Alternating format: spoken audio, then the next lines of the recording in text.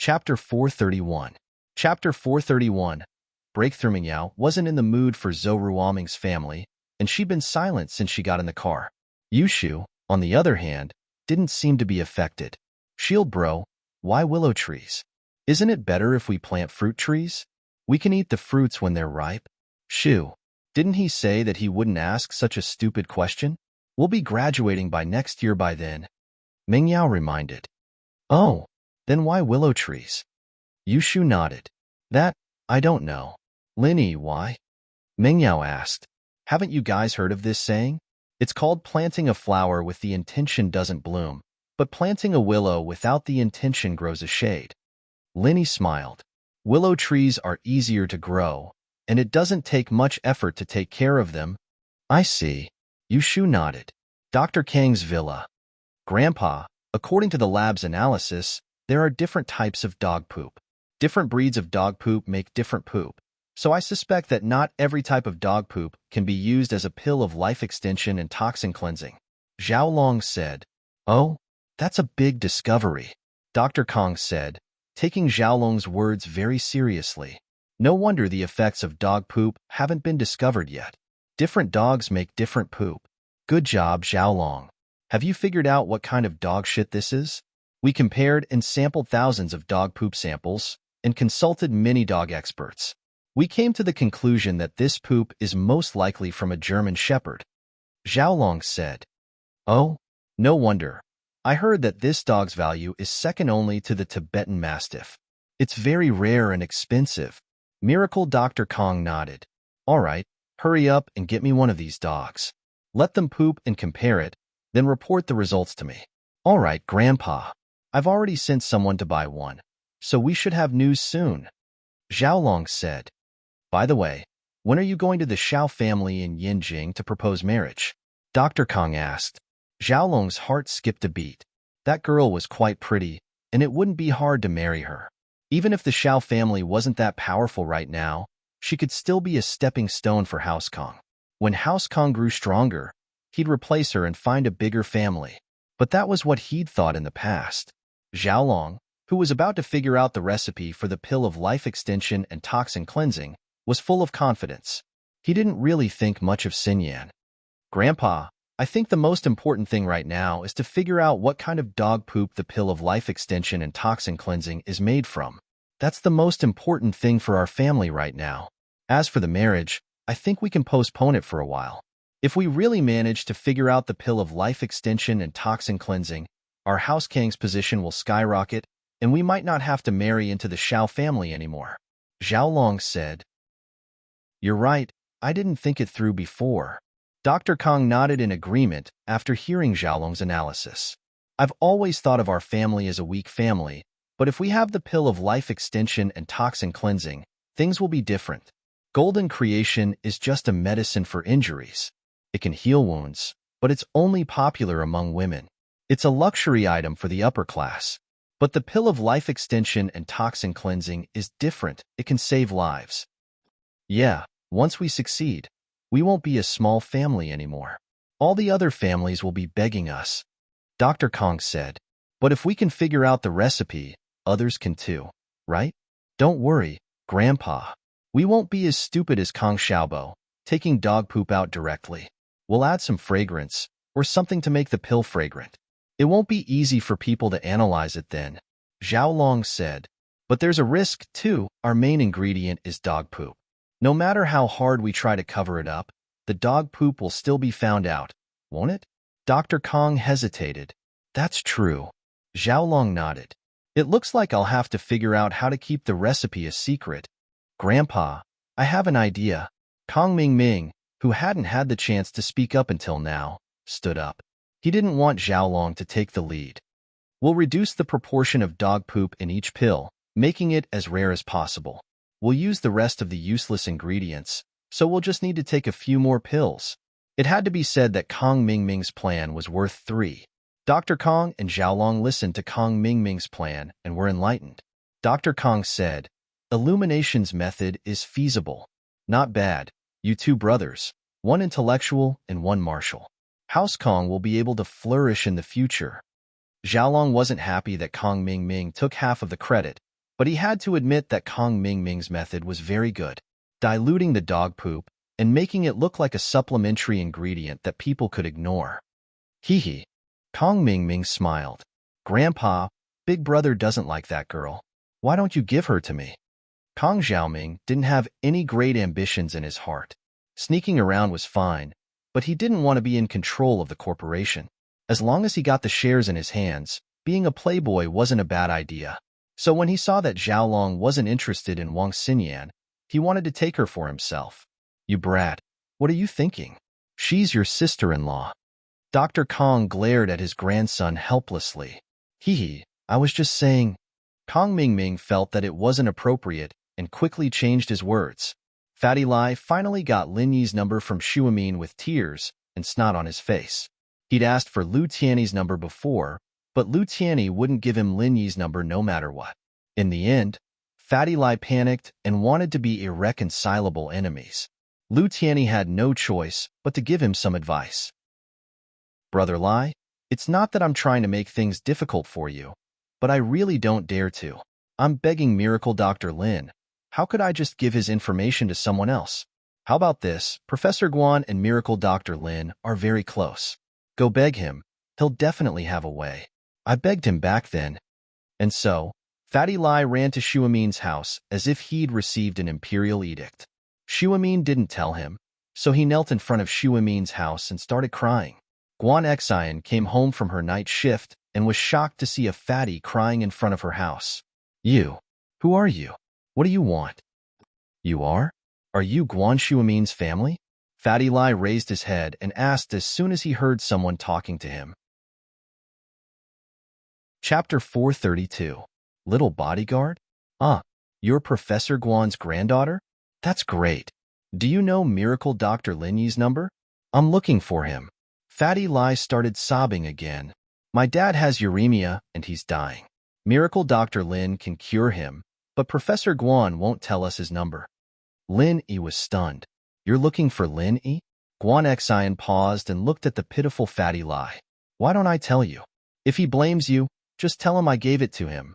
Guan Xian was a kind-hearted person. She couldn't bear to see the fatty crying in front of her door, so she gave him Lin Yi's number. Thank you. Miss Guan, you're such a kind-hearted person. You must be Miracle Dr. Lin's girlfriend, right? Fatty Lai may be a crybaby, but he was a veteran in the business world. His ability to read people's expressions was extraordinary. He saw Guan Xian's blush when she mentioned Lin Yi, and he knew that her relationship with Lin Yi wasn't simple. No wonder Xuemin and Lin Yi were so close. It was because of this.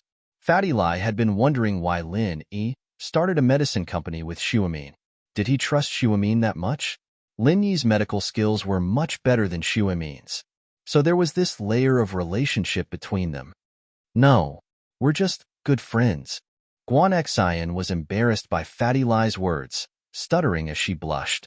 But she was happy inside. The fatty may be a crybaby, but his words were nice. Giving him her number wasn't a waste. Haha, then I won't bother Miss Guan anymore. I'll go make the call. Fatty Lai wanted to get closer to Lin Yi as soon as possible. Guan Xian was already embarrassed, but Fatty Lai's words made her breathe a sigh of relief as she ran into the villa. Lin Yi remembered that Tang Yun was supposed to participate in the tree planting tomorrow. He wondered if she had any saplings. He took out his phone and was about to make a call when it rang. He thought it was Tang Yun, but it was an unfamiliar number. Hello? Lin Yi answered the phone. Is that Miracle Dr. Lin? Fatty Lai asked in surprise. Miracle Dr. Lin? Who are you? Lin Yi was slightly startled. A few days ago, he was looking for Thief Lin, and today, he was looking for Miracle Dr. Lin. Miracle Dr. Lin? It really is you. I'm Lai Changyi. Fatty Lai quickly introduced himself. Lai Changyi? I don't know him. Lin Yi was about to hang up the phone. Sob. Miracle Dr. Lin. Don't you recognize me? Wah. Fatty Lai started crying again. I remember. As soon as Lin Yi heard the crying, he connected the dots. You are the crying fatty, right? Yes, it's me, Miracle Dr. Lin. You remember now? Fatty Lai was pleasantly surprised. I remember now. What's the matter? Lin Yi asked. It's like this. That pill of life extension and toxin cleansing is very effective. I'm here to pay for your medical fees. Should I transfer the money to you? Fatty Lie asked. Oh, that? No need. I told you it's for you. Linny refused after hearing Fatty Lie's intentions. 100 million wasn't a small amount, and Linny needed money, but that pill was covered in dog poop, and Kong Ming Ming had thrown it away. Linny couldn't just accept the money. How can I do that? You have to take the money, or my conscience will be hurt. Sob sob. Fatty Lie started crying again. Huh. Linny was speechless. Isn't it good to save money for you? How about this? Miracle Dr. Lin, don't you want to open a medical company? How about I give you an office building?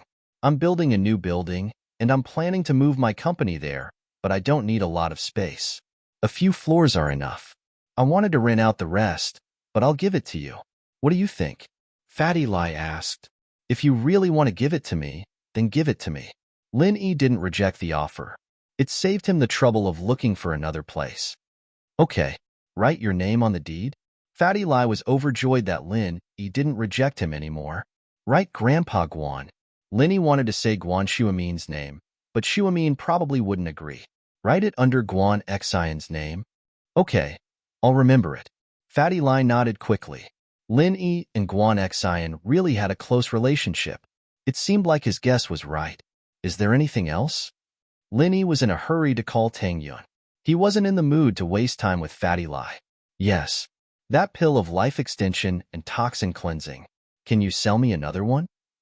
Fatty Lie stated his intentions. Oh, your old man won't die for a while. Lin Yi said. When the medical company opens in a few days, I'll take some out for auction. You can buy it then. Okay, as long as it's for sale. Fatty Lie didn't lack money. He didn't care if it was an auction or not. Sob sob, I'm so happy. Lin Yi hung up and let out a sigh of relief. This guy was too much of a drag. He couldn't take it anymore. He shook his head and dialed Tang Yun's number. Hello? Lin Yi? What's up? Tang Yun had just returned home from the hospital when she received Lin Yi's call. We're planting trees at school tomorrow. Do you have a tree? Lin Yi asked. Yeah. Do you want one? I have a lot in my yard. Tang Yun said. Just a couple of saplings will do. Ugh. Lin Yi slapped his forehead, remembering that Tang Yun lived in a house in the slums. There was a yard in front of their house, and there were a lot of wild saplings. No, I was thinking that if you don't have any, I can buy some for you. No need, huh? Tang Yun was very happy. Her heart was filled with sweetness at Lin Yi's concern. So, the feeling of being in love was a wonderful thing. She had always rejected it, but now that she really liked someone, she couldn't stop it. All right, see you tomorrow. They chatted for a while until Mrs. Tang called Tang Yun for dinner. Lin Yi hung up. In the floating cloud bar, Jiang Wen's face was dark as he sat beside Sihua. Sihua bro, you have to help me this time. Send some strong people to teach that Lin Yi a lesson. Tai Zhao and I are in big trouble this time. Sihua didn't say anything. Sihua bro, you know that the masters from the Fire Wolves were taken away by my big bro. The new masters aren't here yet. I wouldn't be asking you for this if it wasn't for that. Jiang Wen was panicking when Sihua didn't say anything. Master? What level of master? Sihua sighed, finally speaking. Chapter 433. Chapter 433. Jiang Wen's visit, little bodyguard? Sihua smiled coldly. Golden class early phase. Is that so strong? Golden class early phase isn't strong? Normal people like us can never reach that height in our lifetimes. Not to mention golden class early phase. Even body refinement and chi refining late phase can't reach it. Jiang Wen evidently knew a lot about ancient martial arts and knew that there were two ways to reach golden class, chi refining and body refinement. Haha, that's true, but Lin Yi isn't a normal person. Sihua said faintly. Why would I keep him around if he was? Now that he had established a working relationship with Jiang Wen, the two sides were having a good time working together, and Sihua had gotten a huge amount of money from it. He didn't think that selling human organs would be this profitable. No wonder Housen, who wasn't that famous before, had become a new noble house all of a sudden. Sihua didn't want to have anything to do with Jiang Wen right now, and so he told the truth about Lin Yi. Not a normal person? What do you mean? Jiang Wen paused. Isn't he Meng Yao's bodyguard? Do you think anyone can be a bodyguard? Peng Zhan wouldn't have hired him to be Meng Yao's side if he wasn't capable at all. Sihua shook his head. Peng Zhan is a person like that.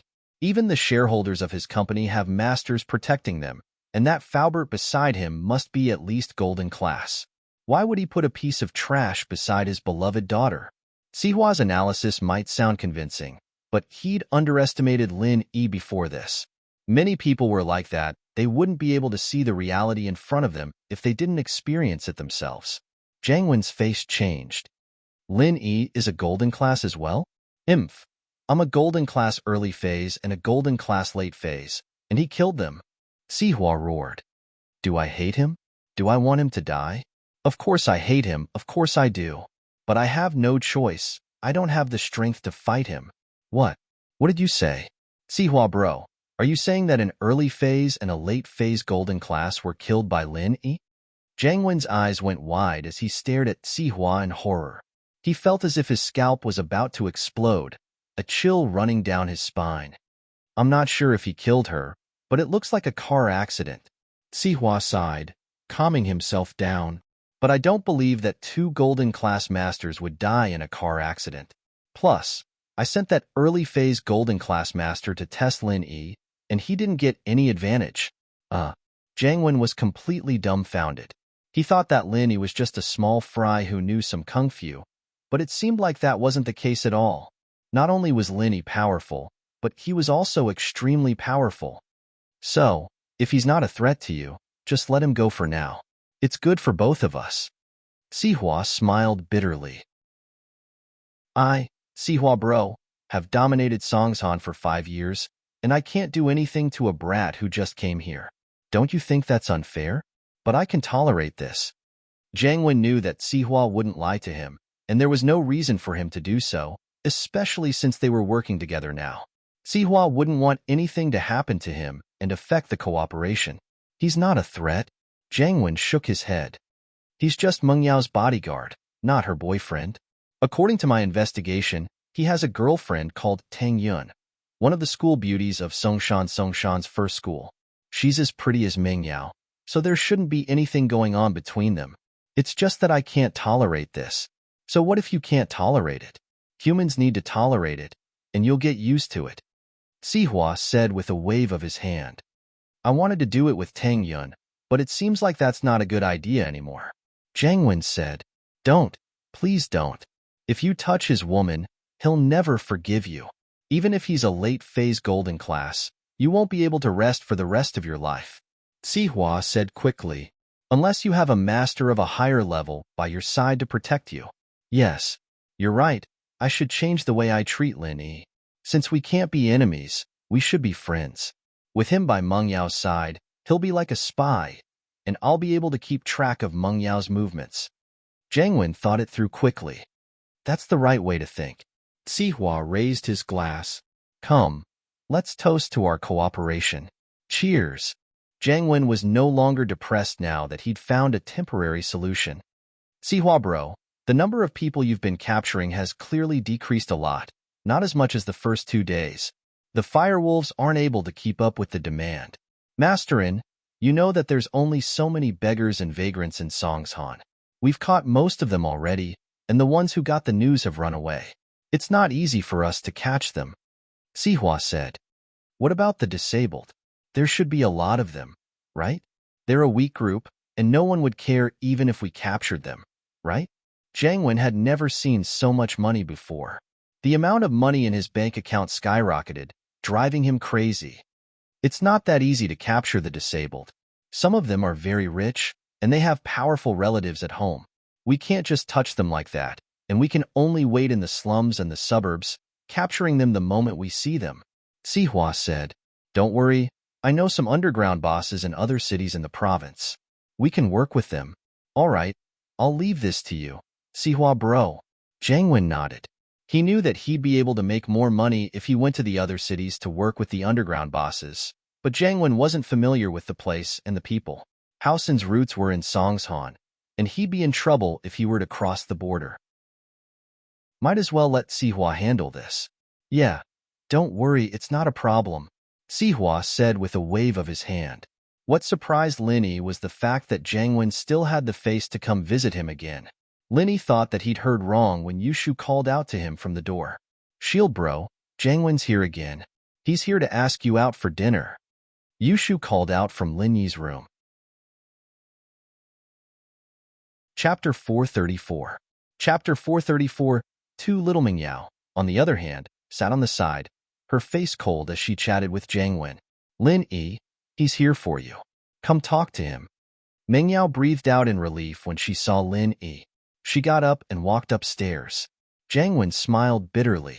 He was here for Lin Yi, but he also wanted to get closer to Mingyao. It was like he was here for Lin Yi, and Mingyao wasn't welcoming him at all. Jiangwen didn't know what he'd done wrong. His relationship with Mingyao was getting worse and worse. Bro Lin, come sit. Jiangwen greeted Lin Yi warmly. It's been a few days. I've really missed you. Lin Yi felt a chill run down his spine. Could it be that Jiangwen's sexual orientation changed because of the medicine? He walked over and sat on the sofa 1 meter away from Jiangwen. Masterin, what's up? Did that doll feel good? Jiangwen's face changed. He didn't think that Lin Yi was ready to go all out with him today. But Jiangwen wasn't planning on going all out with Lin Yi today. He was here to show his friendliness to Lin Yi. And so, Jiangwen suppressed his anger. Haha, lil bro Lin Yi, you're joking? I was just joking last time. That blow-up doll wasn't too bad. No different from a real person. Bro Lin, do you want to try? I'll pass. You play with it yourself. Lin Yi shook his head, wondering what kind of tricks the kid was up to this time. Lin Yi didn't believe that Jiangwen didn't care about what happened before it all. There was no way he'd be that magnanimous. There had to be something going on. The kid had to have something up his sleeves. Lin Yi raised his guard. Haha, that's fine. Bro Lin has a pretty girlfriend. You don't need these things, haha. I heard she's the school beauty? As famous as Yao Yao sis? Jiangwen smiled. What do you want to do? Lin Yi's face darkened and his attitude became cold. This guy wanted to make a move on Tangyun? Lin Yi wouldn't let him off so easily if he wanted to do anything to Tangyun. I'm a poor person. Although I don't like to give things to others, I don't mind giving you a coffin. Jiangwen was a little pissed off at Lin Yi's threat, but when he thought about the 2 golden class masters that had died under Tsihua's hands, he calmed down. Compared to those 2 golden class masters, he was nothing. Threatening Lin Yi like that was asking for death. Brother Lin, you've misunderstood. I'm just congratulating Brother Lin for bringing home the beauty. I don't mean anything else. Jiangwen quickly explained, feeling lucky that he went to Tsihua first and didn't do anything to Tangyun. Otherwise, he'd be dead by now. Oh. Lin Yi nodded faintly and waited for Jiangwen to continue. He didn't know what he meant. It's like this. You've brought home the beauty, but I'm still alone. Jiangwen said, you're always by Yao Yao Sis's side. You can always get news about her, right? And Lin Yi asked, I feel that Yao Yao Sis is a lot colder to me. Does she have a boyfriend or someone she likes? Do you know? Jiangwen asked. How would I know? Lin Yi shook his head. Why would I research that stuff? That's true. Lin Yi bro, you have a girlfriend. You don't have to worry about that anymore. But I don't. I've been chasing after Mingyao for so many years. You don't know how a hungry man feels. Jiangwen's voice was very serious. I've wronged you before because I thought you were Meng Yao's boyfriend, but now that I've done my research, we don't have anything against each other at all. We can totally be friends. Oh, I would have been in trouble if I hadn't been alert. Lin Yi didn't pity him at all. What did it have to do with him whether Jiangwen got Meng Yao or not? Lin Yi couldn't let someone as dangerous as Jiangwen get close to Meng Yao. Haha. Jiangwen was a little embarrassed. We got to know each other after a fight. Plus, you didn't lose anything, Brother Lin. Oh, then what do you want me to do? Lin Yi wasn't in the mood to argue with him. He wanted to know what Jiangwen's real intentions were. Lil bro Lin, you see Meng Yao all the time, both at school and at home. Can you help me keep an eye out for guys who get really close to her? Or if there's any news? Can you let me know right away? Jiangwen said. You want me to be a spy? Lin Yi understood what Jiangwen was getting at. Yeah, that's about it. Jiangwen nodded. That's not an easy job. You know that I'm employed by Mr. Pengzhan. How can I be a spy for someone else? Lin Yi looked at Jiang Wen. Of course, I won't let you do it for free. There'll be benefits. Jiang Wen saw that Lin Yi wasn't giving him a definite answer. There should be some room for negotiation. I'll pay you. Oh, that's fine. 500,000 a month. That'll be enough to help you. Lin Yi said directly. 500,000. Jiang Wen paused. He was thinking of giving Lin Yi 100,000 at most. He didn't expect Lin Yi to ask for 500,000 a month. Forget it if you think it's too much. I don't really want to do it. It's very dangerous. It's not worth it to lose my job for such a small amount of money. Lin Yi said faintly. 500,000 was a small amount? Jiang Wen felt a little dizzy. But when he thought about how Lin Yi might be a late-phase golden class, he didn't think it was strange anymore. Hiring a late-phase golden class as a bodyguard wouldn't be cheap. The early-phase golden class with his brother cost 5 million a year, not to mention that Lin Yi was a late-phase golden class. Thinking about it that way, Jiang Wen felt a lot better. 500,000 was only the price of selling a kidney. It wasn't a lot anymore. All right, 500,000. I'll leave everything to you, Brother Lin. Jiang Wen said. Give me your bank account number. I'll transfer it to you directly. Lin Yi told Jiang Wen his bank account number and sent him away. Yushu popped her head out of the washroom. Shield bro, why did you only ask for 500,000? It's too little. Chapter 435. Chapter 435. Meticulous thoughts, you're right. You have to treat us then. Or I'll tell Yao Yao about this. Yushu said as she rolled her eyes. I can treat you. But what do you want me to treat you? Lin Yi asked. I want to eat shark meat. When are you going to take me to catch sharks again? Yushu couldn't forget about shark meat. Maybe when the time comes. Lin Yi sweated. Shark meat wasn't tasty at all. Why was Chunny so addicted to it? The next day, the entire graduating class was suspended for a day, and the tree planting activity began. This was a group activity second only to the spring outing and art festival. After entering the 12th grade, the extracurricular activities had decreased a lot, so most students were looking forward to this activity. Lin Yi, naturally, couldn't be too close to Meng Yao and Yushu in school. Lin Yi gave them the willow seedlings and told them a few things to pay attention to before going to find Tang Yun. Tang Yun brought an elm seedling, which was one of the easiest to grow, similar to Lin Yi's willow. Tang Yun was very happy to see Lin Yi walking over, but hesitated. She had accepted Lin Yi from the bottom of her heart, but walking with Lin Yi in front of so many students was still a little embarrassing. Let's go there. There's less people there. Tang Yun pointed at an empty space not far away. Okay.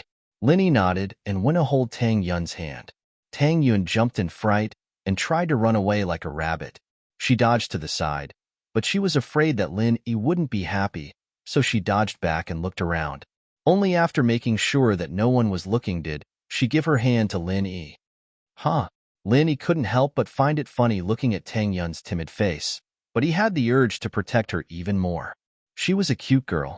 I'll carry it for you. Lin Yi saw the shovel and seedlings in Tang Yun's hands and grabbed them. It wasn't much for him, but it was a bit heavy for Tang Yun. They found a place with fewer people and Lin Yi placed the seedlings on the ground, preparing to dig a hole. This seems to be Zhou Ruoming's turf. He used to plant trees around here and wouldn't let anyone plant here. Tang Yun looked around and said to Lin Yi, I was wondering why there were so few people here. Let's do it here then. Lin Yi heard that it was Zhou Ruoming's turf. Tang Yun heard Lin Yi's words and couldn't help but laugh. She covered her mouth and laughed. She couldn't hide from Zhou Ruoming before. She didn't dare get close to him. But now, he was planting trees in his turf. Ming bro, isn't that your turf? Why did someone take it over? Yun Lingxi carried the seedlings and looked up to see that their turf had been taken over. How dare someone plant trees in my turf? I'll dig up their trees and throw them away. Ruoming was infuriated by Yun Lingxi's words as well. He was about to run over when he suddenly stopped in his tracks. Wah, it's Lin Yi. Are we still going to chase them away? Yun Lingxi asked carefully. Chase my ass, let's go help them. Zhou Ruoming didn't dare to provoke Lin Yi. He quickly put on a smile and walked over. Boss Lin Yi, are you planting trees with sis-in-law? I heard that they took over your turf. Do you want me to change it? Linny looked at Zhou Ruoming and asked faintly, Boss Linny, look at what you're saying. This is the school's land. How can it be mine? I planted a few trees nearby, but they're not mine. Besides, I'll continue planting trees next year, and the year after that to protect Boss Lin E and sis-in-law's trees in the middle. I'll be the guardian of the trees. Zhou Ruoming said flatteringly, Oh, you've planted quite a lot of trees. It looks like you've been studying for years. Linny said sarcastically, Ha, yeah, look at the trees all over the place. I've planted quite a few of them. Zhou Ruoming said proudly, I'm planning to plant fruit trees this year, and we'll be able to eat them next year. Boss Lin E will bring sis-in-law back to eat too, right? Let's talk about it when we're free. Linny was speechless. This Zhou Ruoming wanted to continue studying in high school and never graduate? Tang Yun's body was shaking from laughter. With her bright and beautiful face, she looked like a flower. Zhou Ruoming was also stunned, but he didn't dare to stare too much. He knew that Tang Yun was no longer the Tang Yun of the past. If he still had any improper thoughts, the consequences would be unimaginable. Lingxi, come. Let's help Boss Lin E dig a hole. Zhou Ruoming stretched his arms and got ready to work. In the past, he would find a laborer to do this, but today, he had to do it himself. He wanted to calm Lin Yi's anger as soon as possible. Otherwise, if Lin Yi came looking for them, their family would be finished. Even Uncle Yin wasn't Lin Yi's opponent. What was he? All right, you don't have to do it. Go away. Lin Yi looked at Zhou Ruoming's clumsy look and frowned. You just need to stay away from me and Tang Yun from now on. Don't worry, I don't care about small fries. Yes, then I'll go. Zhou Ruoming heard Lin Yi's words and was overjoyed. His personal safety was guaranteed. Although he was seen as a small fry by Lin Yi, even if he was seen as an ant, as long as Lin Yi didn't come looking for trouble, he would accept it. After Zhou Ruoming left, Lin Yi quickly dug 2 holes. This kind of thing couldn't be easier for Lin Yi. It was much easier than Zhou Ruoming. Shock flashed through Tang Yun's eyes. Only now did Tang Yun understand that Lin Yi wasn't some young master at all. He was the same as her. He had suffered a lot, but today's achievement was the result of his own hard work. But the more it was like this, the more Tang Yun felt uneasy. Lin Yi was too outstanding. It made Tang Yun feel insecure. She was afraid that one day, Lin Yi wouldn't want her and fall in love with someone else. The only thing Tang Yun was confident about was her beautiful appearance. But what was the use of that? Wasn't Guan Xian pretty? Her grandfather was Miracle Dr. Guan. He helped Lin Yi's career a lot. Lin Yi and Guan Xian were a good match. Tang Yun sighed and shook her head. She forced herself not to think about it. Lin Yi wouldn't leave her, would he? Chapter 436. The lonely Xiao was watching Lin Yi and Tang Yun coldly from afar, her face cold. Who knew what she was thinking? Lil Sis Xiao, when are you going to blow up Lin Yi? Pin Liang asked, rubbing his palms together. Your fireworks aren't even ready yet. How am I supposed to blow him up? Xiao glared at him. Is your plan going to work or not? Don't let Lin Yi find out. He probably won't. Plus, we'll light up the firecrackers after we're sure it's on him and blow his ass up.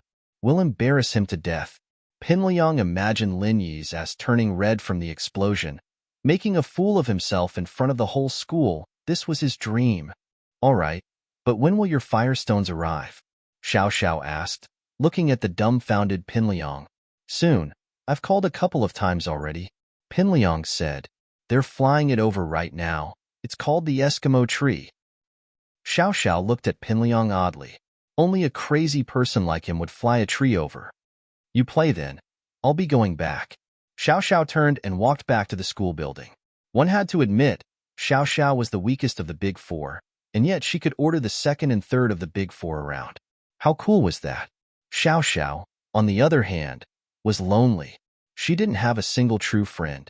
She looked at the stupid Yushu next to Meng Yao and the Kong Xiaobo next to Lin Yi. Xiao was a little envious. They all had friends, but she didn't. Friends? I don't need them, Xiao said in her heart. I don't need friends, and I don't need friendship. I'll just be happy by myself. and I don't need to be separated by death. Liang bro, why do I feel like Xiao Xiao's in a bad mood? Xiao Fu asked curiously as he looked at Xiao Xiao's lonely figure. She was peed all over by Lin Yi. If it were you, would you be in a good mood?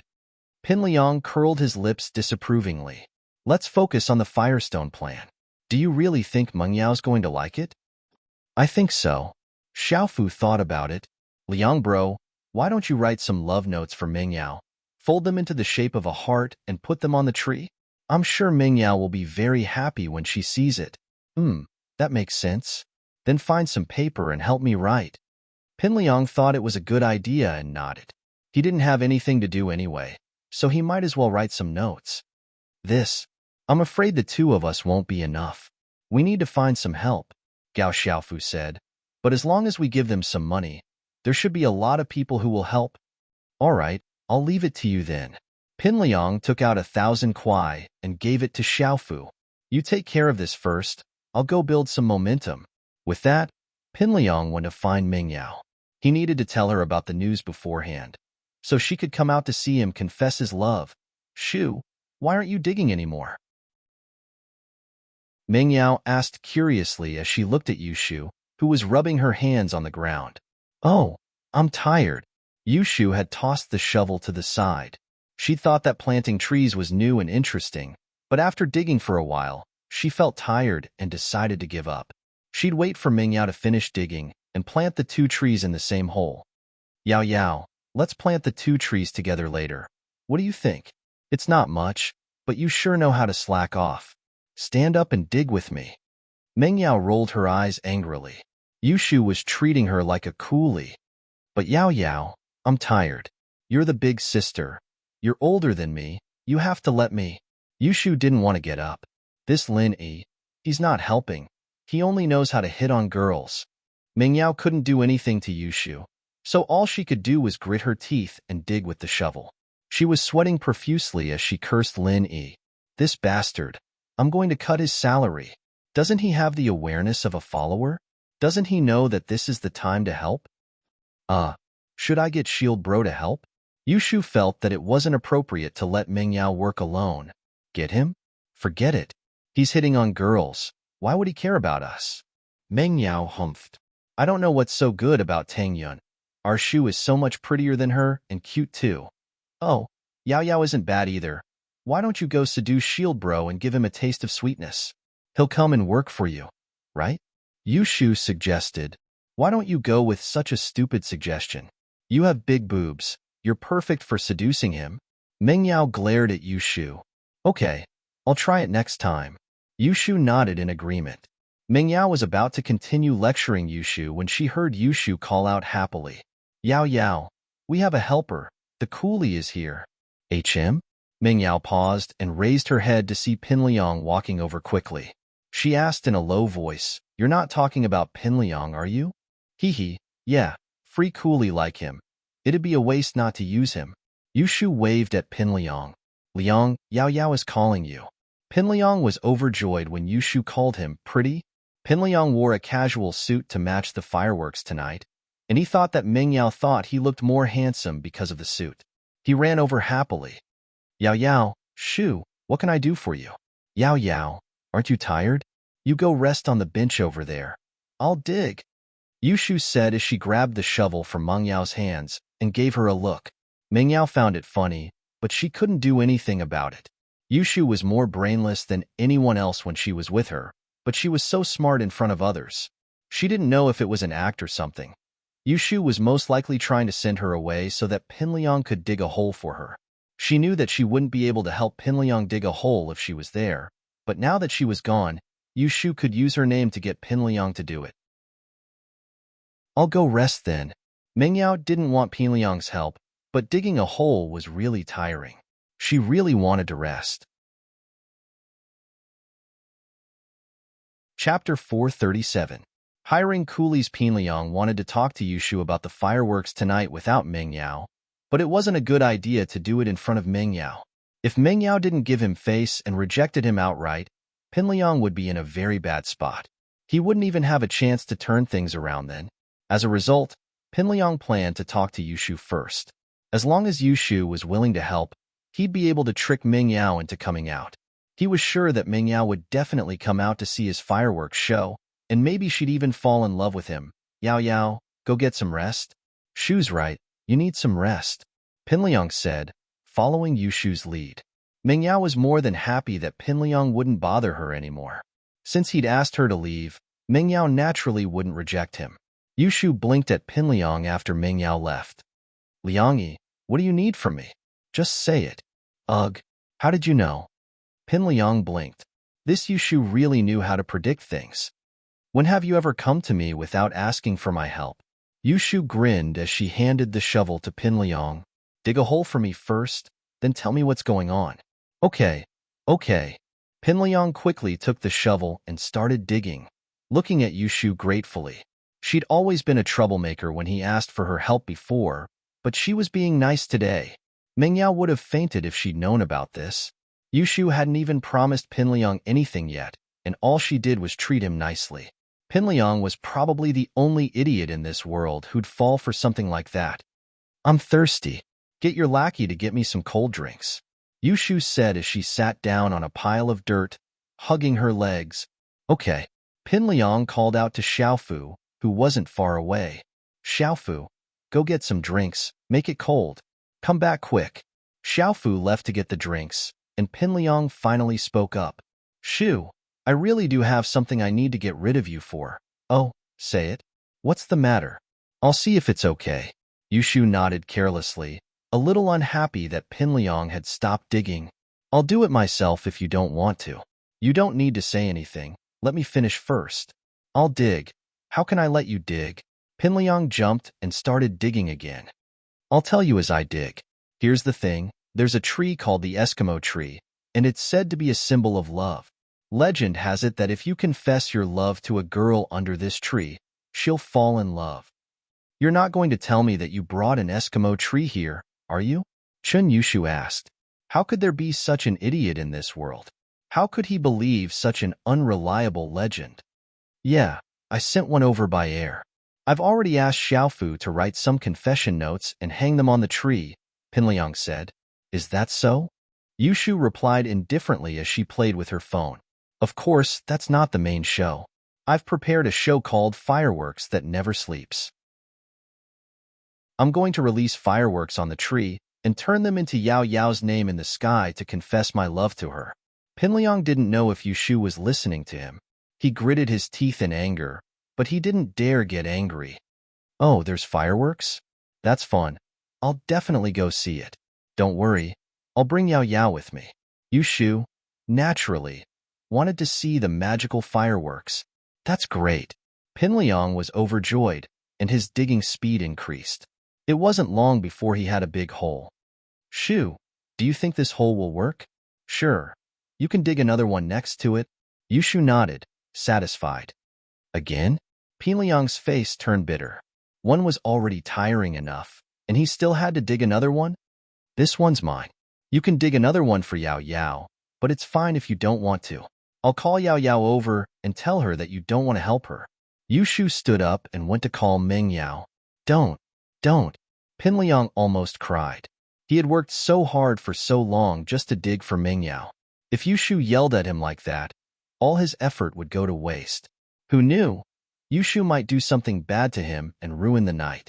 With that thought, Pinliang gritted his teeth. I'll keep digging. How can I let you and Yao Yao do it?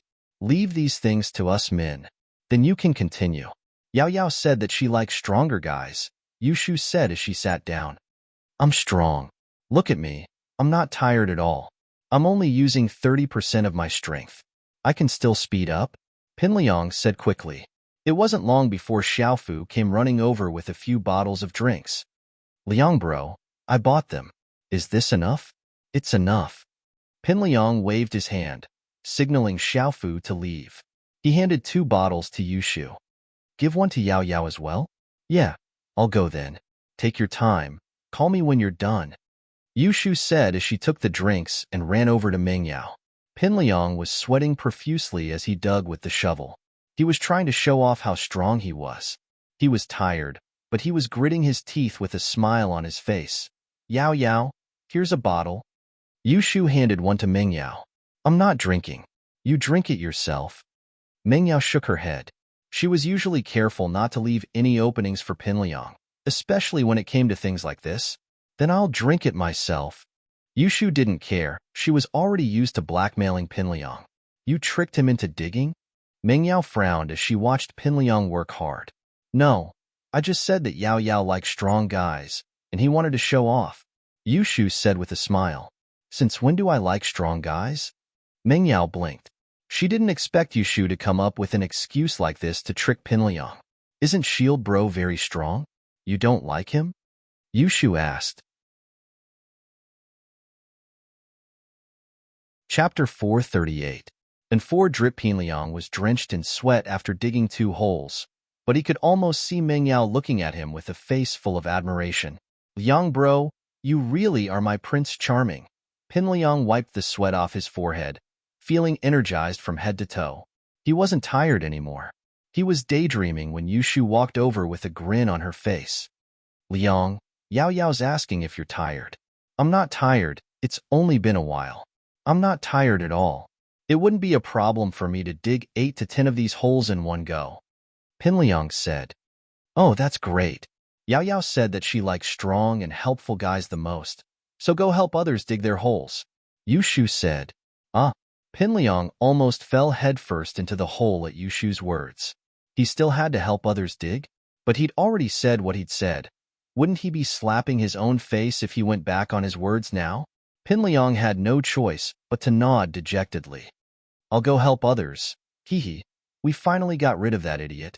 Yao Yao, you can come over now, let's start planting trees. Yushu waved at Mengyao. Shu, I really wonder why you're so dumb sometimes, but so smart at other times. Tell me, are you faking it? Mengyao was quite speechless at her best friend.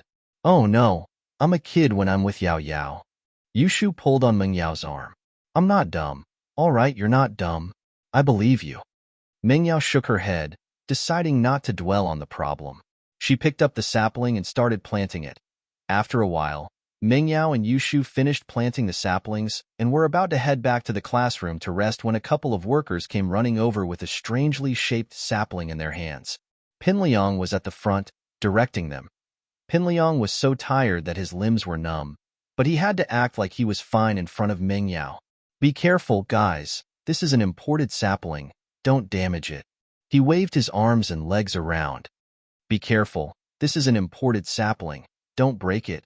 Yao Yao, look. Someone's really doing that stupid thing you said. Yushu pointed at Pinliang's Eskimo tree excitedly. Look, that tree's getting in 4 drip too. Mengyao was speechless. Was Pinliang really that dumb? He'd gotten a tree within 4 drip? The tree would probably die if he didn't do that. Let's go back to class. Don't worry about him. All right. Yushu wanted to watch the show a little longer, but Pinliang still needed some time to prepare that firecracker silver flower. It wouldn't be too late to come out and watch when he was done. But Mengyao and Yushu were just about to leave when Pinliang couldn't take it anymore, falling head first onto the ground. He really couldn't take it anymore.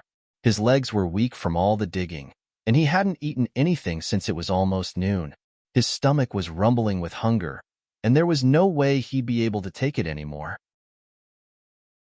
Yao Yao, Pinliang seems to have fainted, Yushu said, wanting to watch the show. Who cares? Someone will take care of it. Mengyao didn't want to care about Pinliang's life. Just one look. I'll come back right away, all right? Yushu wasn't the type to pass up a show like this. All right, I'll take a look from afar. Mengyao nodded, having no other choice. Yushu, on the other hand, quickly ran over. Xiaofu was frantically trying to help Pinliang up. Liang bro, what's wrong? I'll take a look. Yushu ran over to Pinliang. Xiaofu didn't know if he should let Yushu take a look or not, but if even Pinliang didn't dare offend Yushu, how could he? He made space for her to come over. Oh, I know. He must be too weak. Just give him some nutrient fluid and he'll be fine. Yushu's eyes darted around as she pulled out the needle from the Eskimo tree beside Pinliang and stuck it into Pinliang's, but, the eyes of the bystanders wide, the nutrient fluid for plants could be used on a person? Xiaofu's face changed, almost having a heart attack. Pinliang wouldn't die, would he? Ouch! Pinliang was woken up by the pain. How thick was the needle for the tree? Wouldn't it hurt like hell if it stuck him in the butt? Look, you're awake, aren't you? Yushu said proudly. I'm a miracle doctor. The bystanders almost fainted at Yushu's words. You call yourself a miracle doctor?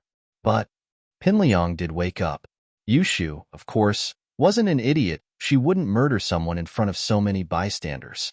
There was a lot of meat on his butt, and it wouldn't hurt much. All right, you don't need to thank me. I'm leaving. With that, Yushu turned and ran away. But when Pinliang turned his head to look at the huge needle sticking out of his butt, he fainted again from the shock. What do we do? He fainted again. Should we pull the needle out and stick it in again?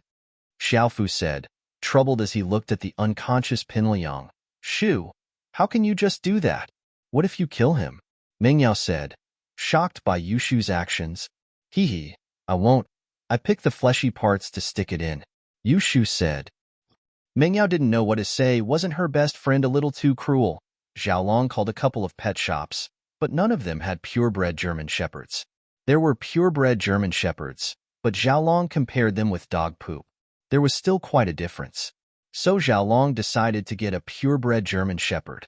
He asked around and found out that purebred German shepherds needed to be ordered, but the order period wasn't clear yet. It was a more expensive breed, and the pet shop would usually contact the supplier after there was a buyer. Xiaolong was in a rush, and naturally, he couldn't wait for them to order. He could only use his connections to find out if there were any German shepherds in Donghai, and he really did find out. The owner of a big hotel in Donghai had a German shepherd, and coincidentally, he was a friend of Xiaolong's grandpa. He even went to Xiaolong's birthday celebration. Chapter 439. Chapter 439. Testing this was a serious matter that concerned the future of House Kong, and so Dr. Kong took it very seriously. He called the owner of the hotel after talking to Xiaolong. He seemed to remember the owner bringing a dog with him on the day of the birthday banquet, but he didn't pay much attention to the dog at the time. He didn't know if it was a German shepherd or not. Mr. Zhang? I'm Kong like I. Dr. Kong had a good relationship with the owner of the hotel. Other than the big houses, all the other businessmen had a good relationship with House Kong. After all, House Kong was one of the most successful businessmen among them. They weren't as successful as the big houses, but they were much stronger than them. Hello, Dr. Kong. What can I do for you? The owner of the hotel asked curiously. Why would Dr. Kong call him personally? Even if they had contact, it would be through the eldest son of Dr. Kong, Kong Guifeng. It's like this. I heard that you have a German shepherd? Dr. Kong asked. Oh, I do have one. Mr. Zhang paused. He didn't know why Dr. Kong would suddenly bring this up. My wife doesn't have much to do at home, and she likes dogs. I think we brought that shepherd to your birthday banquet. Mr. Zhang, my grandson Xiaolong likes German shepherds. We've been to many pet shops, but we couldn't find one. I wouldn't be asking for it otherwise. Dr. Kong hesitated. Asking for a dog from Mr. Zhang might raise suspicions, but the situation was urgent. He didn't have time to think about it. Besides, even if Mr. Zhang suspected something, he wouldn't think that he was after dog poop. Oh, so Dr. Kang's grandson likes German shepherds? That's it? I'll get someone to send it to you later. Mr. Zhang paused. He didn't think that Dr. Kong would call to ask for a dog. What kind of big deal was this? With the Kong family's current power and financial resources, what dog couldn't they buy? Mr. Zhang didn't think much about the fact that Mr. Kong was calling him to ask for the dog, so he agreed without much thought. Miracle Dr. Kong, this dog of mine is a little special. My wife has been spoiling it since it was young, and it often steals food from our house, pees and defecates everywhere. If you hadn't mentioned this, I would have sold it or given it to someone else. But since I'm giving it to you, I have to tell you this first. I can't lie to you. Dr. Kong thought to himself, isn't it good to poop? He was afraid that it wouldn't poop, so he said, this is just a small problem. It's not a big deal. Thank you so much for helping me, Director Zhang. When the time comes, I'll definitely get Xiaolong to come and thank you personally. Haha, it's no big deal. Since Dr. Kong says there's no problem, I'll get someone to send the German Shepherd to you later, Mr. Zhang said. Mr. Zhang was one of the people who fawned over the kings, so it didn't take long for the German Shepherd to be delivered to the king's mansion.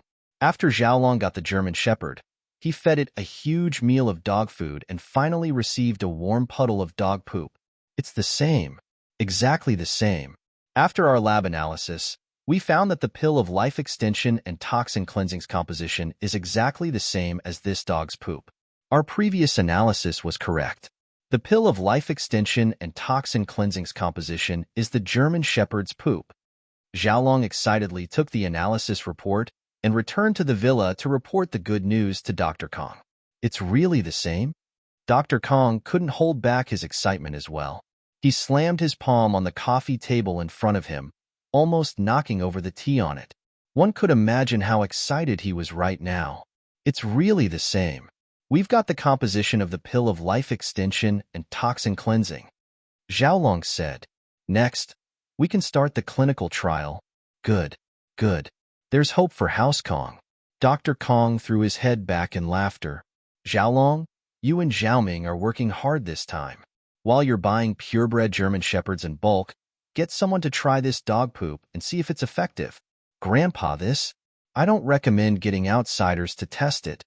Xiaolong shook his head. Our research on the pill of life extension and toxin cleansing is still in a secretive stage, and we shouldn't let outsiders know about this. Even if we don't tell them it's dog poop, they'll probably be able to guess it, so we suggest that it's better for our own family to test it. You're right, go get your dad, your second uncle, and Xiaoming over. We'll discuss this together. Dr. Kong stood up and closed the curtains. Xiaolong was right, this was the family's top priority, and they couldn't let outsiders get involved. If the recipe were to be leaked, the losses wouldn't be small. In Dr. Kang's study, Kong Guifeng, Kong Cuipu, Kong Xiaolong, and Kong Mingming sat on the sofa. Dr. Kong, on the other hand, was sitting on his chair with his eyes closed, deep in thought. No one dared to disturb him, and they all sat on the side carefully, waiting for Dr. Kong to speak. After a while, Dr. Kong opened his eyes. This dog poop has been classified as House Kang's #1 secret. Only the few of us know about it. Don't tell anyone else, including your current and future wives. Understood. Kong Guifeng knew the importance of this. Once the pill of life extension and toxin cleansing was successfully developed, House Kong would be in a completely different position. As a result, this recipe couldn't be leaked. Cuipu and Xiaolong nodded as well. Even Kong Mingming understood the importance of this. He quickly promised, Grandpa, don't worry, we won't tell anyone. All right. Next up, we'll be researching the clinical trial. Xiaoming had enough trouble with it before, so this time, he won't be participating. Dr. Kong said, this time, Guifeng, Cuipu, Xiaolong, and I will be the ones to test it. Grandpa, I'm fine. Kong Mingming had been full of energy ever since he'd taken half of the pill of life extension and toxin cleansing. Naturally, he wanted to participate as well. Since you've requested it, then let's participate as well. Dog poop doesn't go bad even if it doesn't taste good. Dr. Kong nodded, not insisting. I'll take the remaining half of the pill of life extension and toxin cleansing. You guys split the dog poop. Miracle, Dr. Kong said as he pointed at the 2 boxes on the coffee table. Dr. Kong wasn't an idiot. Although it looked like the dog poop was the pill of life extension and toxin cleansing, he couldn't guarantee that it was the case. As a result, he decided to take the remaining half of the pill. Kong Mingming actually wanted to take the other half of the pill, but seeing that his grandpa had taken the initiative, he didn't want to argue. He could only nod in agreement. Chapter 440. Chapter 440. Xiao Xiao's weird behavior. The students returned to their classrooms after planting the trees. They didn't need much supervision from the teachers, after all. If they wanted to learn, they'd learn, and if they didn't, like Zhou Ruoming, there was no point in forcing them. Mingyao and Yushu went back to the classroom and looked at their MP4 for a while before taking out their revision materials. The bridge of college entrance exams wouldn't get wider just because they were pretty, and the two didn't want to rely on their families. They wanted to get good grades on their own. Tang Yun and Linny finished planting the tree, and Tang Yun went back to her classroom to study. She'd been busy with her father's surgery and her relationship with Lin Yi recently, so she didn't put much effort into her studies. If she didn't work hard, her grades would drop. As much as Tang Yun wanted to spend more time with Lin Yi, what if she couldn't get into college? After lunch, Tang Yun and Lin Yi went to the food street behind the school to see Mrs. Tang before going back to their respective classrooms. Xiao Xiao sat in her seat, eating her lunch. She was alone, and there was no one around. Lin Yi walked over, and Xiao Xiao only raised her head to look at him before going back to eating. This restaurant's lunch isn't clean. I ate it before, and there was a fly in it. Lin Yi said with a smile as he looked at the logo on Xiao Xiao's lunch. Xiao Xiao spat out the rib she just put in her mouth before glaring at Lin Yi. Did you do that on purpose? Ha, I was just reminding you. Lin Yi shrugged. Sitting at the same table with Xiao Xiao made Lin Yi feel uneasy. He had to think of a way to get rid of her. Xiao Xiao looked at Lin Yi hatefully. Fine, you asked for it. She'd thought that blowing up his butt was a bit too much, but since you're so evil, she'd make sure to make a fool out of you tonight. Pin Liang sent a text to Xiao Xiao, informing her that he could move on to the next step of his plan when it was time for the night self-study session. Xiao Xiao wasn't worried that Lin Yi wouldn't come out to watch the show. Since Yushu and Ming Yao were going out, there was no way that Lin Yi, a bodyguard and follower, wouldn't stay out. As expected, Yushu received Pin Liang's message as well. Yao Yao, let's go get some fresh air? It's so boring in the classroom.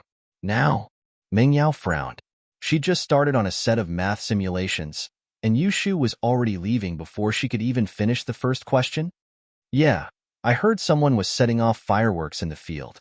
Let's go check it out, Yushu said. Fireworks? It can't be that Zhong Pingliang guy, right? Ming Yao wasn't stupid. She guessed what was going on immediately. Hehe, yeah. Yao Yao, are you coming? Yushu didn't hide the fact that Ming Yao had guessed it. No.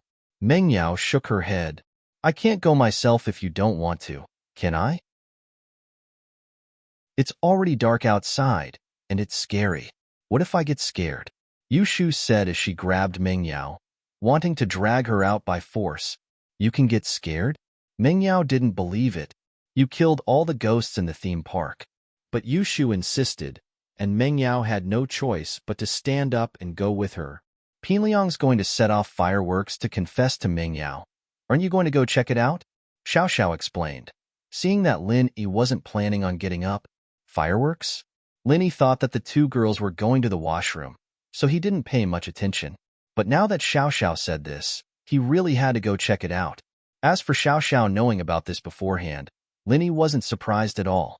She hung out with Pin Liang all the time, so of course she knew about his plans.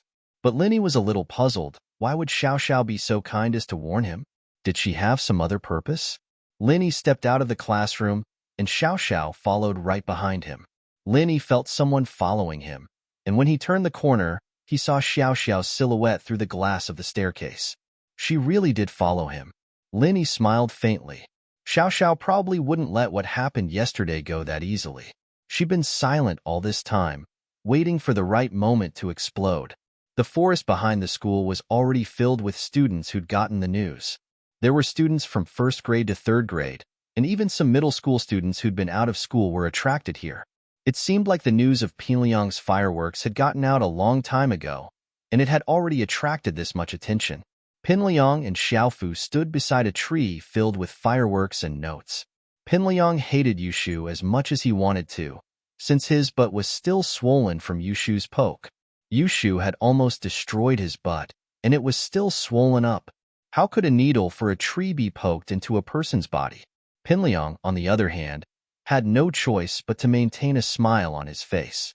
He needed Yushu's help to invite Ming Yao to the Nightless Club's courtship party.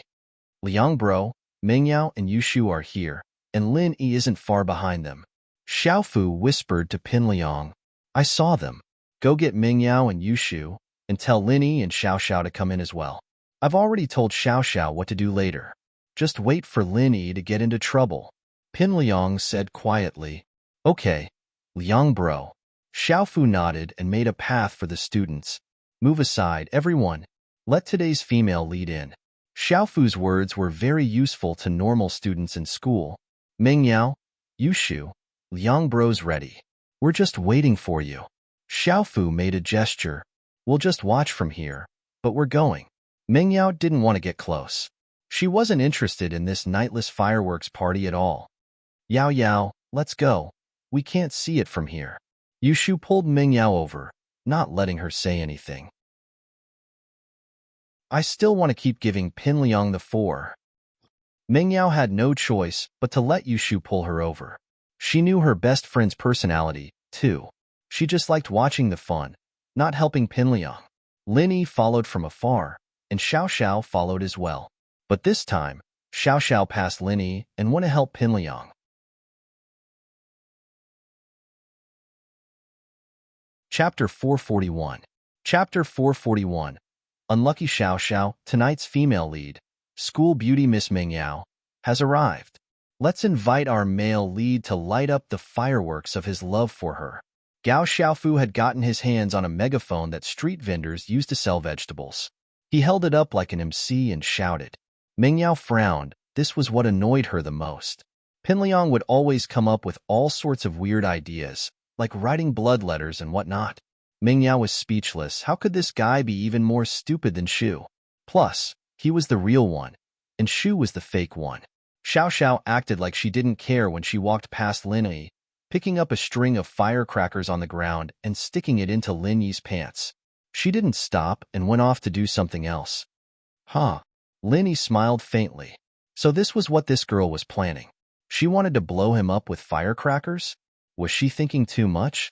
But Lin Yi didn't expose her immediately. He pretended like he didn't see anything, his eyes still on Mingyao and Yushu. Xiao Xiao's heart was pounding as well. Lin Yi wasn't a normal person. After all, what if he found out? There were a lot of people in the field, and it was noisy, but Lin Yi's awareness wasn't low either. But Xiao Xiao didn't see any reaction from Lin Yi after hanging the firecracker on his butt.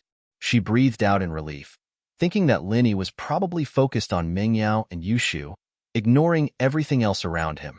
Pinliang was about to light up the fireworks on the tree when Xiao Xiao sneakily hid behind Lin Yi with a lighter. She'd light up the firecracker on Lin Yi's body as Pinliang lit up the fireworks. That way, it'd make it look like Pinliang's fireworks were too intense, and half of the firecracker was blown over. If Lin Yi wanted to blame someone, he'd only have himself to blame for being in the wrong place. Whoosh! Pinliang lit up the fireworks, one that he'd ordered from the factory as well. It would form the words Yao Yao, I love you in the air.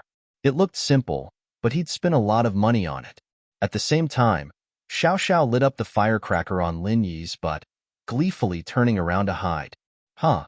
Lin Yi smiled faintly as he quickly removed the firecracker from his body and hung it on Xiao Xiao's butt, tying a dead knot. But the tragic thing was that Xiao Xiao was so focused on running that she didn't even realize that Lin Yi had hung the firecracker on her butt. After a few steps, she realized that she was dragging something behind her, hitting her leg. She turned around, confused, and screamed. Ah! Xiao Xiao was going crazy. Wasn't the firecracker on Lin Yi? Why was it on her? She raised her head to look at Lin Yi, only to see Lin Yi nodding at her with an evil smile on his face. Xiao Xiao wanted to remove the firecracker on her back, but she realized that Lin Yi had tied it dead, not that she couldn't untie it all. The fuse was about to burn out, and Xiao Xiao was starting to panic. She couldn't just take off her pants in front of the whole school, could she? That'd be so embarrassing. Just as Xiao Xiao was hesitating, the fuse burned out, and the firecrackers started exploding. Xiao Xiao was scared out of her wits as she ran over to Pinliang, yelling, Help! Water! Do you have water? Pinliang was feeling proud of his work, preparing to shock everyone with the words Yao Yao, I love you in the sky when he heard Xiao Xiao's cry for help. Wah! Pinliang's eyes went wide as he stared at the firecracker exploding behind Xiao Xiao's butt. Wasn't she the one hanging on Lin Yi? How did it end up on her body? Xiao Xiao had even given him a signal to tell him to follow the plan after she'd hung up the firecracker. Why did the firecracker switch positions all of a sudden? Lil sis Xiao Xiao, you? Pinliang looked at Xiao Xiao, confused. Don't talk so much. Get me some water to put out the firecrackers. Xiao Xiao was panicking. She didn't have the time to explain to Pinliang. The firecrackers were already up to her pants, and they were about to reach her, but water, water. Pinliang looked around, but there was no water around here. He did get a few buckets of water when he planted the trees, but they were all poured into the soil. The firecrackers were already on Xiao Xiao's, but as Pinliang was hesitating, burning a couple of holes in her butt, Xiao Xiao was on the verge of crying, and she couldn't care less about her image anymore as she rolled around on the ground, finally extinguishing the firecrackers. However, the fabric of her pants was already burnt beyond recognition, and it hurt. Xiao Xiao was sure that even her underwear was showing, and so she didn't even dare stand up. Her eyes were filled with grievance, and she wanted to cry, but she gritted her teeth and didn't cry. I'm Xiao Xiao. I can't cry. I don't need other people's pity. Crying is just a sign of weakness. Xiao Xiao took a deep breath and sat on the ground. Take off your shirt and give it to me. My shirt? Pinliang blinked. Hurry up. Don't waste time. Xiao Xiao frowned. All right. Pinliang couldn't afford to piss off Xiao Xiao, be it her background or herself. Pinliang couldn't afford to offend her at all. Since Xiao Xiao had spoken, Pinliang had no choice but to take off his shirt and give it to her. Xiao Xiao took Pinliang's jacket and quickly wrapped it around her waist before walking out of the crowd, heading for the school gates.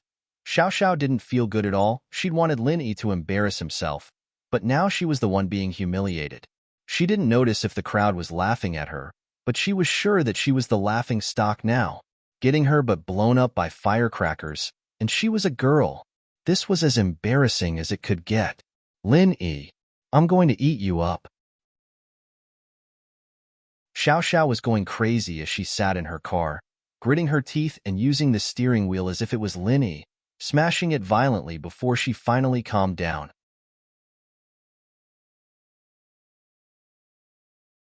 Chapter 442. Chapter 442. Remedy Pinliang, naturally, didn't wear a lot of clothes in the summer. He only had a casual shirt on, and after giving it to Xiao Xiao, he was shirtless. It didn't seem to fit the image of him confessing to Meng Yao, and it made the surrounding students snicker. Pinliang's face darkened as he raged. What are you laughing at?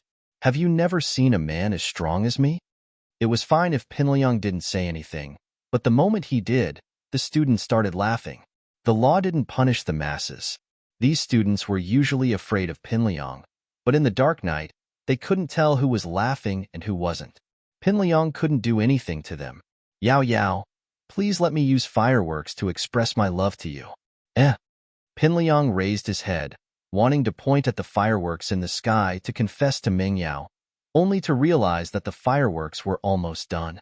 Xiao Xiao had asked for his clothes at the same time, but everyone's attention was on Xiao Xiao, and no one noticed the words Yao Yao, I love you in the sky. Pinliang's effort was wasted. The fireworks were gone. They were all gone. Pinliang didn't know what to say after that. What could he say without the help of fireworks? Go see if there are any more fireworks. Pinliang ordered Xiaofu, his face livid. Gao Xiaofu hurriedly ran to the Eskimo tree to check on the few fireworks, but it seemed that they had all been set off. There was nothing left to set off. Gao Xiaofu did not give up. He used a lighter to light up the fireworks. However, the sky was already dark and he could not see clearly. He accidentally used a branch as a fuse, and with a whoosh, the Eskimo tree was set on fire. Pinliang didn't know what was going on at first, thinking that Xiaofu was making fireworks again. But then he realized that something wasn't right. Why wasn't the fireworks shooting into the sky? Why was it burning on the tree? Liang bro, it's bad. I lit the tree on fire. Gao Xiaofu patted the fire a few times, but failed to extinguish it. He became anxious and shouted, Brother Liang, come and help. Xiaofu's actions drew a round of laughter. Pinliang's confession had turned into a farce.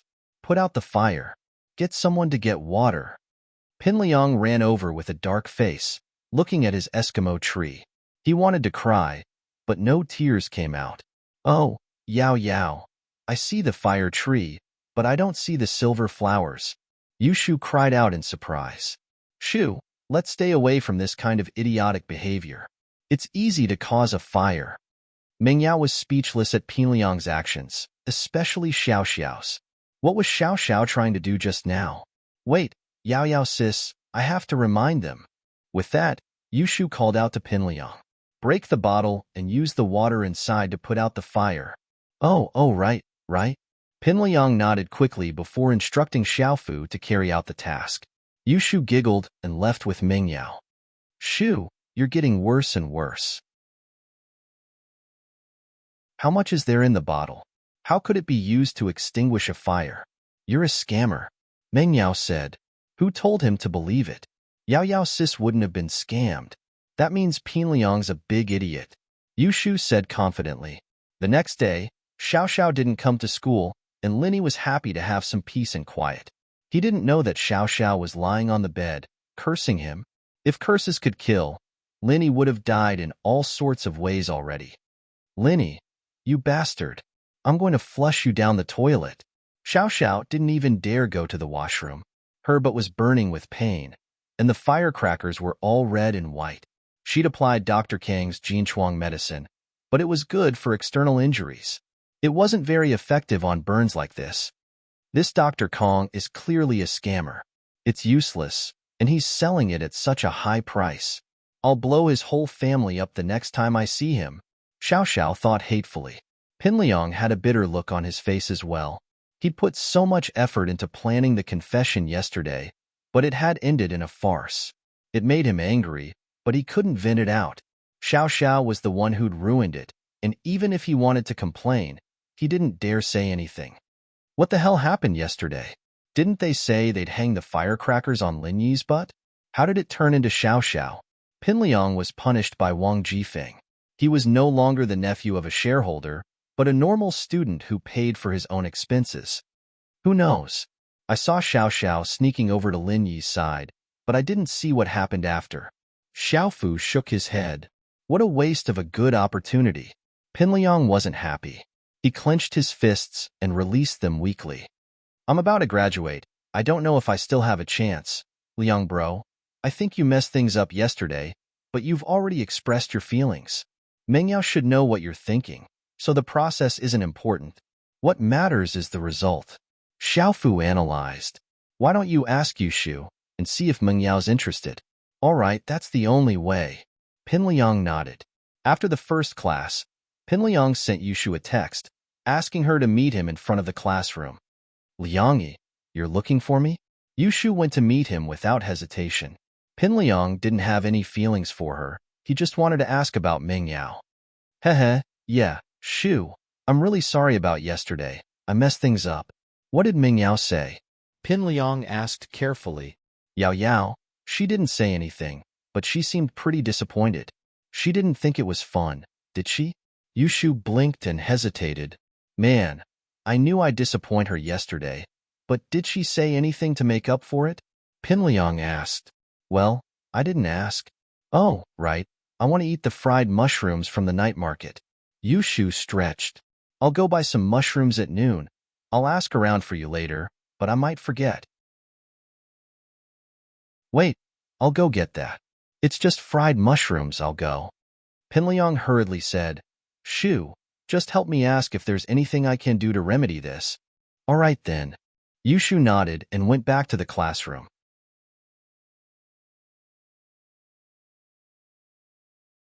Chapter 443. Chapter 443. Failure. Mingyao noticed that Yushu was deep in thought during class. She didn't know what she was thinking about, so she asked, Shu, what on earth are you doing? What are you doing here and there? Yao Yao, I'm thinking if I have any wishes that I haven't fulfilled yet. Yushu felt that all of her wishes had been fulfilled, and there was nothing left for Pinliang to do. Wishes? Don't you want to eat shark meat? Mingyao didn't know what Yushu was up to, so she reminded her. Oh, yes, I want to eat shark meat. Yushu waved her hands excitedly at Mengyao's reminder. I want Pinliang to take me to eat shark meat. Pinliang? Take you to eat shark meat? Mengyao blinked. Yeah, he asked me just now if there was anything I could do to make you happier. Yushu said, don't go to him. If you want to eat shark meat, get Lin Yi to catch it for you. Mengyao didn't want anything to do with Pinliang. Don't worry, Yao Yao. I'll be the one talking to Pinliang. I won't drag you into this. Yushu was already used to this sort of thing. Whatever you want. Mingyao didn't care anymore. Yushu had done this sort of thing way too many times in the past 3 years, and Mingyao was already numb to it. But Mingyao was a little doubtful. How could Pinliang still trust Yushu after falling for it so many times? It was the last class of the morning, and Pinliang decided to skip it altogether. He brought Xiaofu to the night market and bought 2 servings of fried mushrooms before returning to school. He finally managed to get the 2 servings in front of Yushu before the lunch break. "Oh, I'll tell you after I'm done. It won't be crispy anymore when it gets cold." Yushu waved her hand, signaling for Pinliang to leave. Pinliang nodded and bowed as he returned to his seat. He and Xiaofu had bought some steamed buns, and Pinliang couldn't eat too much since he had something on his mind. When Yushu was done with the fried mushrooms, Pinliang stood up abruptly and chased after Yushu. Yushu went to toss the mushroom lunchbox at Pinliang, giggling to herself when she saw the impatient look on his face. There was actually such a foolish person. He hadn't had enough of being deceived, and he was in a hurry to be deceived. "I say, Liangzi, can't you let me stop for a bit? You're following me around when I'm taking out the trash." Yushu pretended to be unhappy as she looked at Pinliang. "Hee, little Shu, I'm just anxious. I'll throw it for you." Pinliang took the stuff from Yushu's hands. "What did Yao Yao say?" "She said that what happened yesterday was okay, but she's been under a lot of pressure from school lately, and she wants to go out and have some fun. The summer camp is in May, and she wants to go out now." Yushu had already made up an excuse. "Oh, going out to play? That's great." Pinliang was on the verge of cheering. His dream was to go on a date with Mingyao. "What are you thinking? How could Sister Yao Yao go out alone with you? It's not like she's your girlfriend right now." Yushu rolled her eyes at Pinliang. However, Pinliang wasn't disappointed at all. Instead, he was excited. Yushu said that she wasn't his girlfriend right now, which meant that she might be in the future. Mingyao still had feelings for him? Pinliang was unusually happy at the thought. "Shu, where do you think Mingyao wants to go? How about the beach? Organize a spring outing and let all of our classmates go. Otherwise, Yao Yao sis won't go with you alone." Yushu said. "Sure, no problem. It's just a spring outing, right? I'll organize it in a bit." With a goal in mind, Pinliang nodded and went to help Yushu throw out the trash. Yushu hummed a song as she went back to class after taking care of Pinliang. What surprised Dr. Kong and his family was that the trial had no effect at all. The entire family, including Dr. Kong who'd taken the original pill of life extension and toxin cleansing, suffered from varying degrees of nausea and diarrhea, but there were no signs of detoxification at all.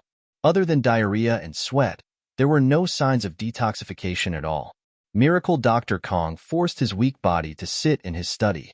He had no choice but to call for an emergency family meeting to discuss this matter.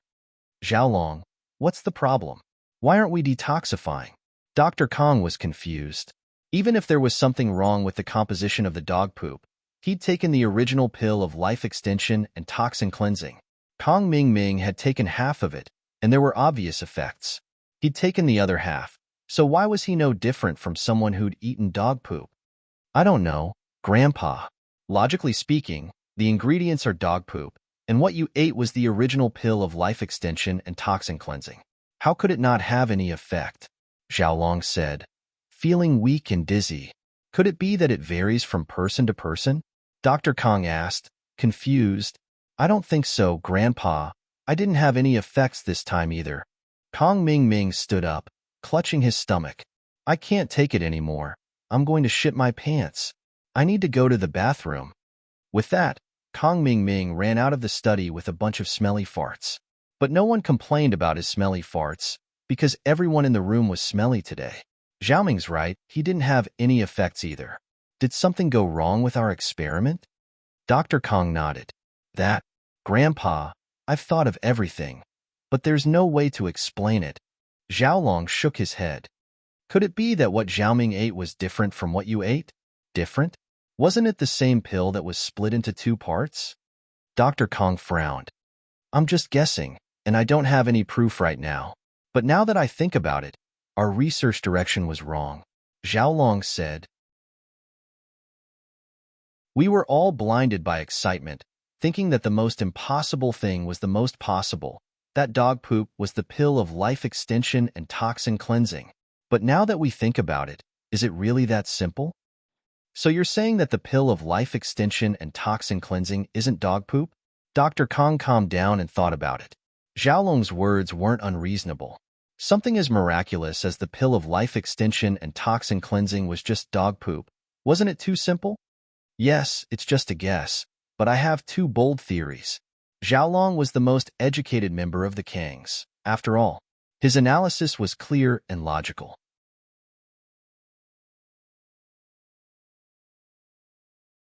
Chapter 444. Chapter 444, Dr. Kang's plan first. The pill that Kong Xiaobo gave us was indeed the pill of life extension and toxin cleansing, but his branch has always been at odds with us, so he didn't want us to be too well off even if he gave us the pill. That's why he mixed dog poop into the pill. Zhao Long said. With Kong Xiaobo's age, he's quite capable of pulling a prank like this. So you're saying that Kong Xiaobo purposely mixed dog poop with the pill and sent it over? Dr. Kong thought about it. Xiaolong's analysis wasn't impossible, and Kong Xiaobo really could have done that, making him eat dog poop along with the pill of life extension and toxin cleansing. That's a possibility. Xiaolong nodded. So the half that Xiaoming ate earlier might have been the pill's half, and the half you ate was dog poop. Dr. Kong regretted it a little. He would have eaten it himself if he'd known this would happen. Why did he have to let Kong Ming eat it? The second possibility is that something happened to the pill when it was thrown into the trash. Maybe it was mixed with dog poop, or maybe it was mixed with dog poop by accident, Xiaolong said. But no matter what, dog poop shouldn't be the pill of life extension and toxin cleansing. Our research direction is wrong. Dr. Kang's face was dark, and he didn't say a word. In fact, he didn't know what to say. It was fortunate that this had happened within the Kong family, and no outsiders knew about it. Otherwise, they'd be laughing their heads off. Miracle Dr. Kang's entire family was eating dog poop.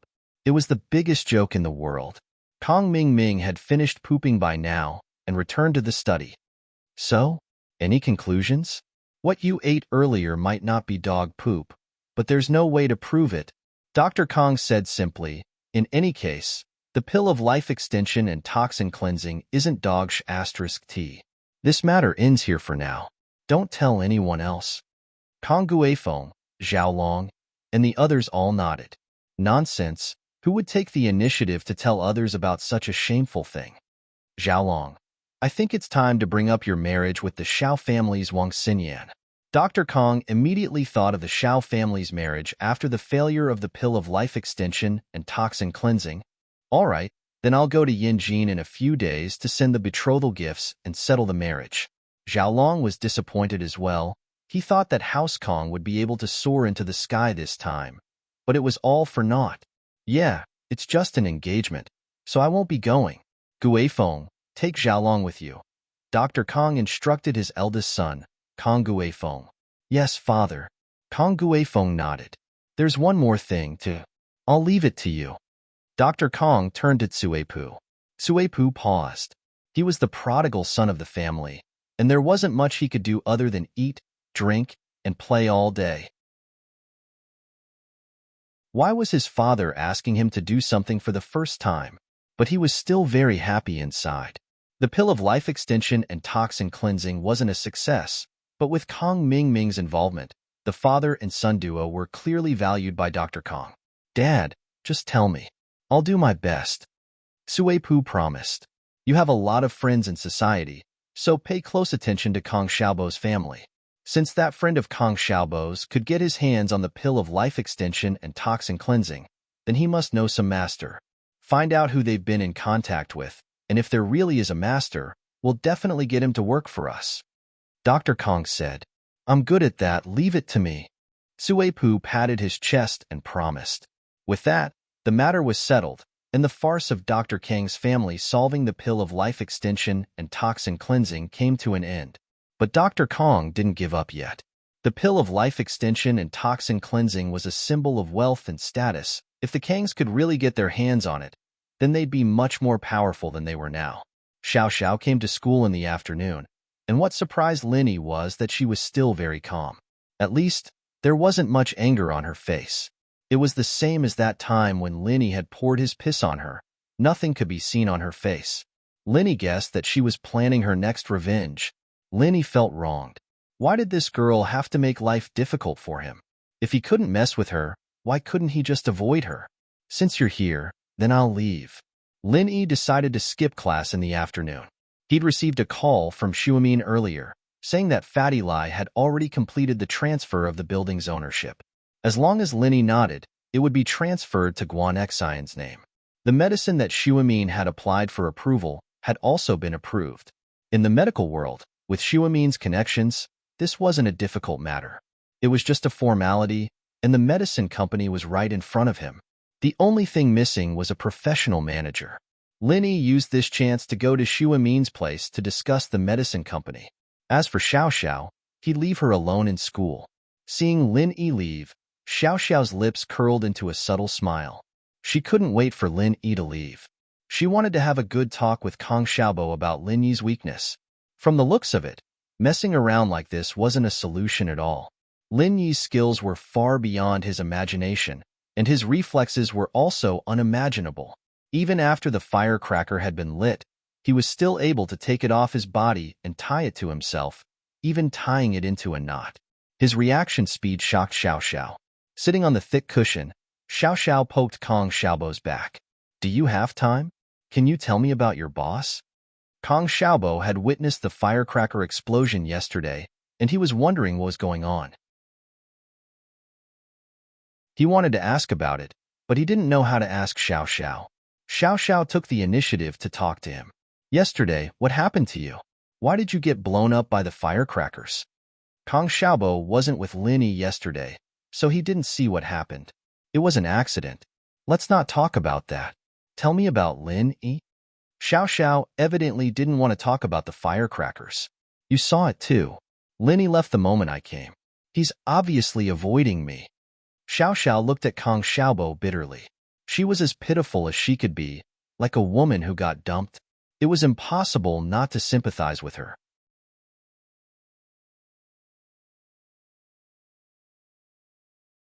Chapter 445. Chapter 445. Linny was stunned, right? You didn't finish what you told me last time. I want to go after Linny. What do I have to do? Xiao Xiao lowered her voice. Well, I don't think it's too hard. Boss is a soft-hearted person, and he can be persuaded, but not cowed. Reality has proven that if you were to be a little more gentle and act coquettishly, Boss wouldn't ignore you anymore. Kong Xiaobo said after some hesitation. It wasn't right to talk about his boss behind his back, but Xiao Xiao was quite pitiful. She was a girl who transferred schools for the man she loved. But not only did she not receive his understanding and praise, she was even given the cold shoulder. This made Kong Xiaobo sympathize with her, and so he spoke a little more. Oh, Linny can be persuaded, but not cowed. Huh? Xiao Xiao couldn't help but pause after hearing Kong Xiaobo's words. Kong Xiaobo was one of the closest people to Linny, and now that he said that, did that mean that there was something wrong with her strategy? It seemed that blindly trying to make Linny look bad or threaten him wouldn't have any effect, and might even have the opposite effect. It seemed that she would have to change her plan in order to make Linny submit. Yeah, I think that girls need to learn how to act coquettishly. Look at you. You don't even know how to act coquettishly. How could boss like you? Kong Xiaobo said matter-of-factly. You know, sis-in-law Tang Yun isn't any worse than you. She's even a little taller than you. If you really like boss, then you need to be gentle. Is that so? Xiao Xiao frowned. He wanted her to be a little gentler? Be gentle to a boy? What a joke. She was Xiao Xiao. Why would she try to please a boy? Wouldn't people laugh their heads off if they found out? No, definitely not. Especially acting coquettishly. Since when did she know how to act coquettishly? She'd never acted coquettishly before, so how could she? But if she didn't do that, then Linny wouldn't teach her how to race. Was racing really that important? Xiao Xiao was at a loss. She'd wanted to find Linny because Linny ignored her last time, and she was a little pissed off a little follower was acting all cocky with her. She'd been pissed, and finding Linny was just a way to vent her frustration. Learning to race with him was just a condition. Xiao Xiao had wanted to ask Linny to teach her how to race, and Linny would have agreed, but he didn't even look at her. That was fine. Xiao Xiao could take it, but what she couldn't take it was that Lin Yi drenched her with his piss and tied the firecrackers to her but with a dead knot. On Lin too. Xiao Xiao couldn't take it anymore. She wanted revenge. This wasn't as simple as learning to race. She hated Lin Yi to the core, and she had to make Lin Yi pay a price to appease her anger. With that, Kang Xiaobo's suggestion really needed to be thought. The key was how to do it. Even if Xiao Xiao was acting coquettishly to Lin Yi, asking Lin Yi to teach her how to race, it was just a small matter to Xiao Xiao. Racing or not wasn't important anymore. She had to make Lin Yi pay. Right. Xiao Xiao's eyes lit up. Since Lin Yi liked Tang Yun, then she'd really be the third party and ruin the relationship between Lin Yi and Tang Yun. Then she'd make Lin Yi fall in love with her, and then she'd dump Lin Yi. Haha. When Lin Yi couldn't pull himself out, she'd tell him the truth, and he'd probably be crying by then, wouldn't he? With that thought, Xiao Xiao was filled with fighting spirit. With her beauty, wouldn't it be easy to get Lin Yi? No matter how close he was with Tang Yun, they weren't in the same class. He and Lin Yi, on the other hand, were in the same class. They were desk mates, too. Wouldn't it be too much of a failure if he couldn't win this battle of love with Lin Yi with this kind of advantage? Xiao Xiao's expression kept changing, happy, angry, and hopeful. Kang Xiaobo thought that she'd thought it through. I'm telling you this because I pity you, but don't ruin the relationship between boss and Tang Yun. I won't. I just need to be nice to him from the sidelines, paying attention to him. I don't need him to like me. Xiao Xiao nodded. But you have to keep it a secret for me. Of course, Kang Xiaobo nodded with a smile. He did sympathize with a girl like Xiao Xiao. When Lin Yi got to the villa, he was surprised to see two police cars parked in front of the villa. One was Ling Shan's police car, and the other was Huaijuan's car, the one that picked him up at school last time. Lin Yi wasn't surprised that Huaijuan was here, but Lin Yi found it odd that Ling Shan was here as well. Why was she here? He pressed the doorbell, and the one who opened the door was the housekeeper, Auntie Lu. She knew Lin Yi and quickly invited Lin Yi in. She helped him get his slippers. Professor Guan is in the study, and there are two guests. One of them is Mr. Yang, whom you know. Ah, got it. I'll go find them myself. I know the other one too. Lin Yi smiled. All right. Auntie Lu didn't say anything else after hearing that Lin Yi knew them. She went back to her work. Lin Yi knocked on the door, and Xuemin's voice came from inside. Is this Yi? You're here already? It's me. Lin Yi opened the door and nodded with a smile. He was startled by a figure walking up to him. He wanted to dodge, but when he saw who it was, Lin Yi could only smile bitterly. Huaijuan gave Lin Yi a bear hug as he laughed. How's my body now? Lin Yi rolled his eyes. You won't die for now, but you'll have to wait if you want to get your strength back. I can get my strength back? Huaijuan blinked at Lin Yi's words, but it quickly turned into joy.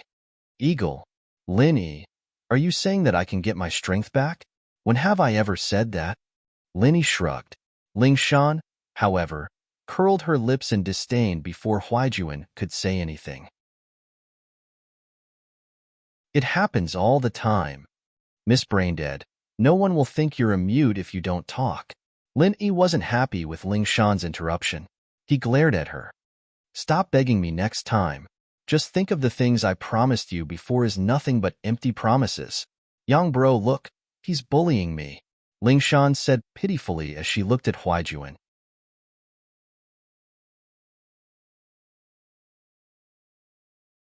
Chapter 446. Chapter 446. The other side of Ling Shan. Lin Yi almost fell on his butt.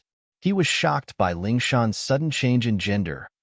Haha Song, you should find a man who can control you, or you'll be too wild, Huaijuan said with a smile.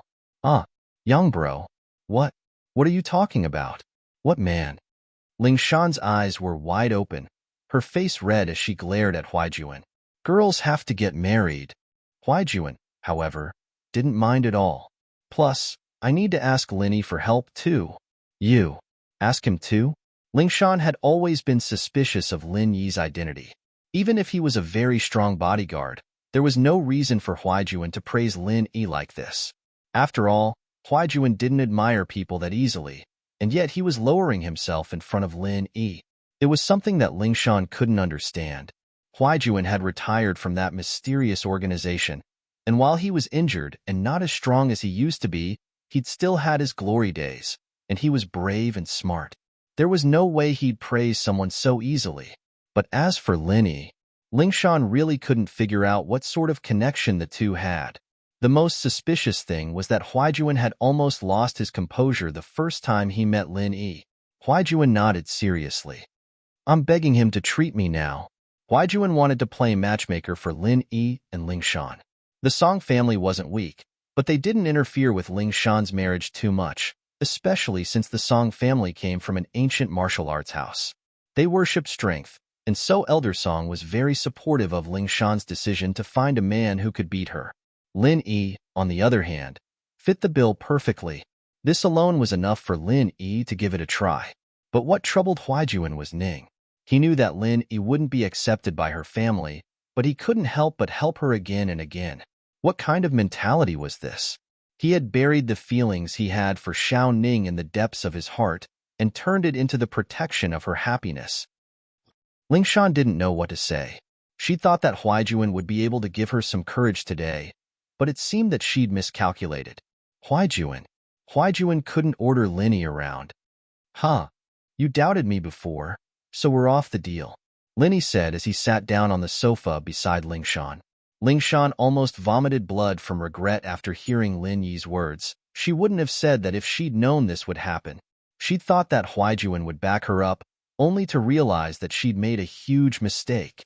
Lingshan gritted her teeth as she looked at that "I don't need your help, so don't bother me" look on Lin Yi's face, but there was nothing she could do. She wanted to ease up her relationship with Lin Yi, so she kicked Lin Yi. Hey, why were you so stingy? It's not a matter of being stingy, it's a matter of principle. I won't help you. I won't help you. Lin Yi, on the other hand, was quite relaxed. He didn't want to get involved in Lingshan's business anymore. He wouldn't have bothered if it weren't for Huaijuan. Now that the opportunity presented itself, Lin Yi pushed it away cleanly. Lingshan glared at him, but there was nothing she could do. After some hesitation, she pulled on the corner of Lin Yi's shirt and whispered into his ear. Miss Braindead was wrong, all right? Just forgive her this once. Lingshan's body was trembling as she spoke. Since when had she ever lowered herself to someone like this? But in front of Lin Yi, she had no choice but to lower herself. Why was she so unlucky? He had her in his palm, and she didn't even have a chance to turn things around. All right, I'll forgive you this once then. Lin Yi was moved by Lingshan. He didn't think that this girl would be able to move Lin Yi's heart when she acted like a spoiled child. All beautiful girls were cute. The key was whether or not they knew how to show their cute side. Lin Yi came to a conclusion. It seemed that he was being kind. After all, this wasn't a good sign. What if a female assassin acted like a spoiled child in the future? Would he let her go? Lingshan's voice was soft, and Guan Shuimin couldn't hear it, but Huaijuan, who was sitting beside her, heard it loud and clear. Huaijuan was strong, and while he was injured and dropped a level, he was still a golden class early phase at his peak. His hearing was naturally better than a normal person's, and he almost fainted when he heard what Lingshan said to Lin Yi. Was this still the Lingshan he knew? Lingshan would show her little girl side in front of him, but that was only because she saw him as a big brother, an elder. There was no other meaning behind it. But as for Lin Yi wasn't even as old as her. Was he? Could it be that Song had fallen for him this time? Huaijuan was suspicious, but he could only pretend that he didn't hear it. This was a matter of a girl's face. She might be able to say that in front of Lin Yi, but if other people heard it, she'd probably kill herself. Lingshan glared at Lin Yi hatefully, but she'd gotten an answer she was satisfied with. She turned her head away and ignored him. Shuimin didn't know what was going on, but his instincts told him that Lin Yi and Lingshan's relationship wasn't normal. He sighed inwardly. He'd seen his granddaughter's feelings for him, and if it were any other boy, he'd have the confidence to make it happen. But this was Lin Yi, and he didn't have any confidence at all. First of all, Lin Yi's medical skills were better than his, and second, Lin Yi should be different in other areas other than his medical skills. He was very outstanding. This was something he could tell from the conversation between Lingshan and Lin Yi. Wait a bit. Yang and Song have something to talk to me about, and they've just arrived. We'll talk about other things after they're done, Xiumin said to Lin Yi. He'd become closer to Lin Yi, and he'd already considered Lin Yi as half a family member. He didn't need to be too polite. Yeah, it's fine. I'll sit here for a bit, Lin Yi said before looking at Huaijuan. Should I leave for a bit? With that, Lin Yi was about to stand up. Ling Shan wanted to drag Lin Yi back with her claws. She'd wanted Lin Yi's help with this, so why did he have to leave? It's fine. You can listen in as well. You'll be able to help if you find any clues, Huaijuan said with a wave of his hand.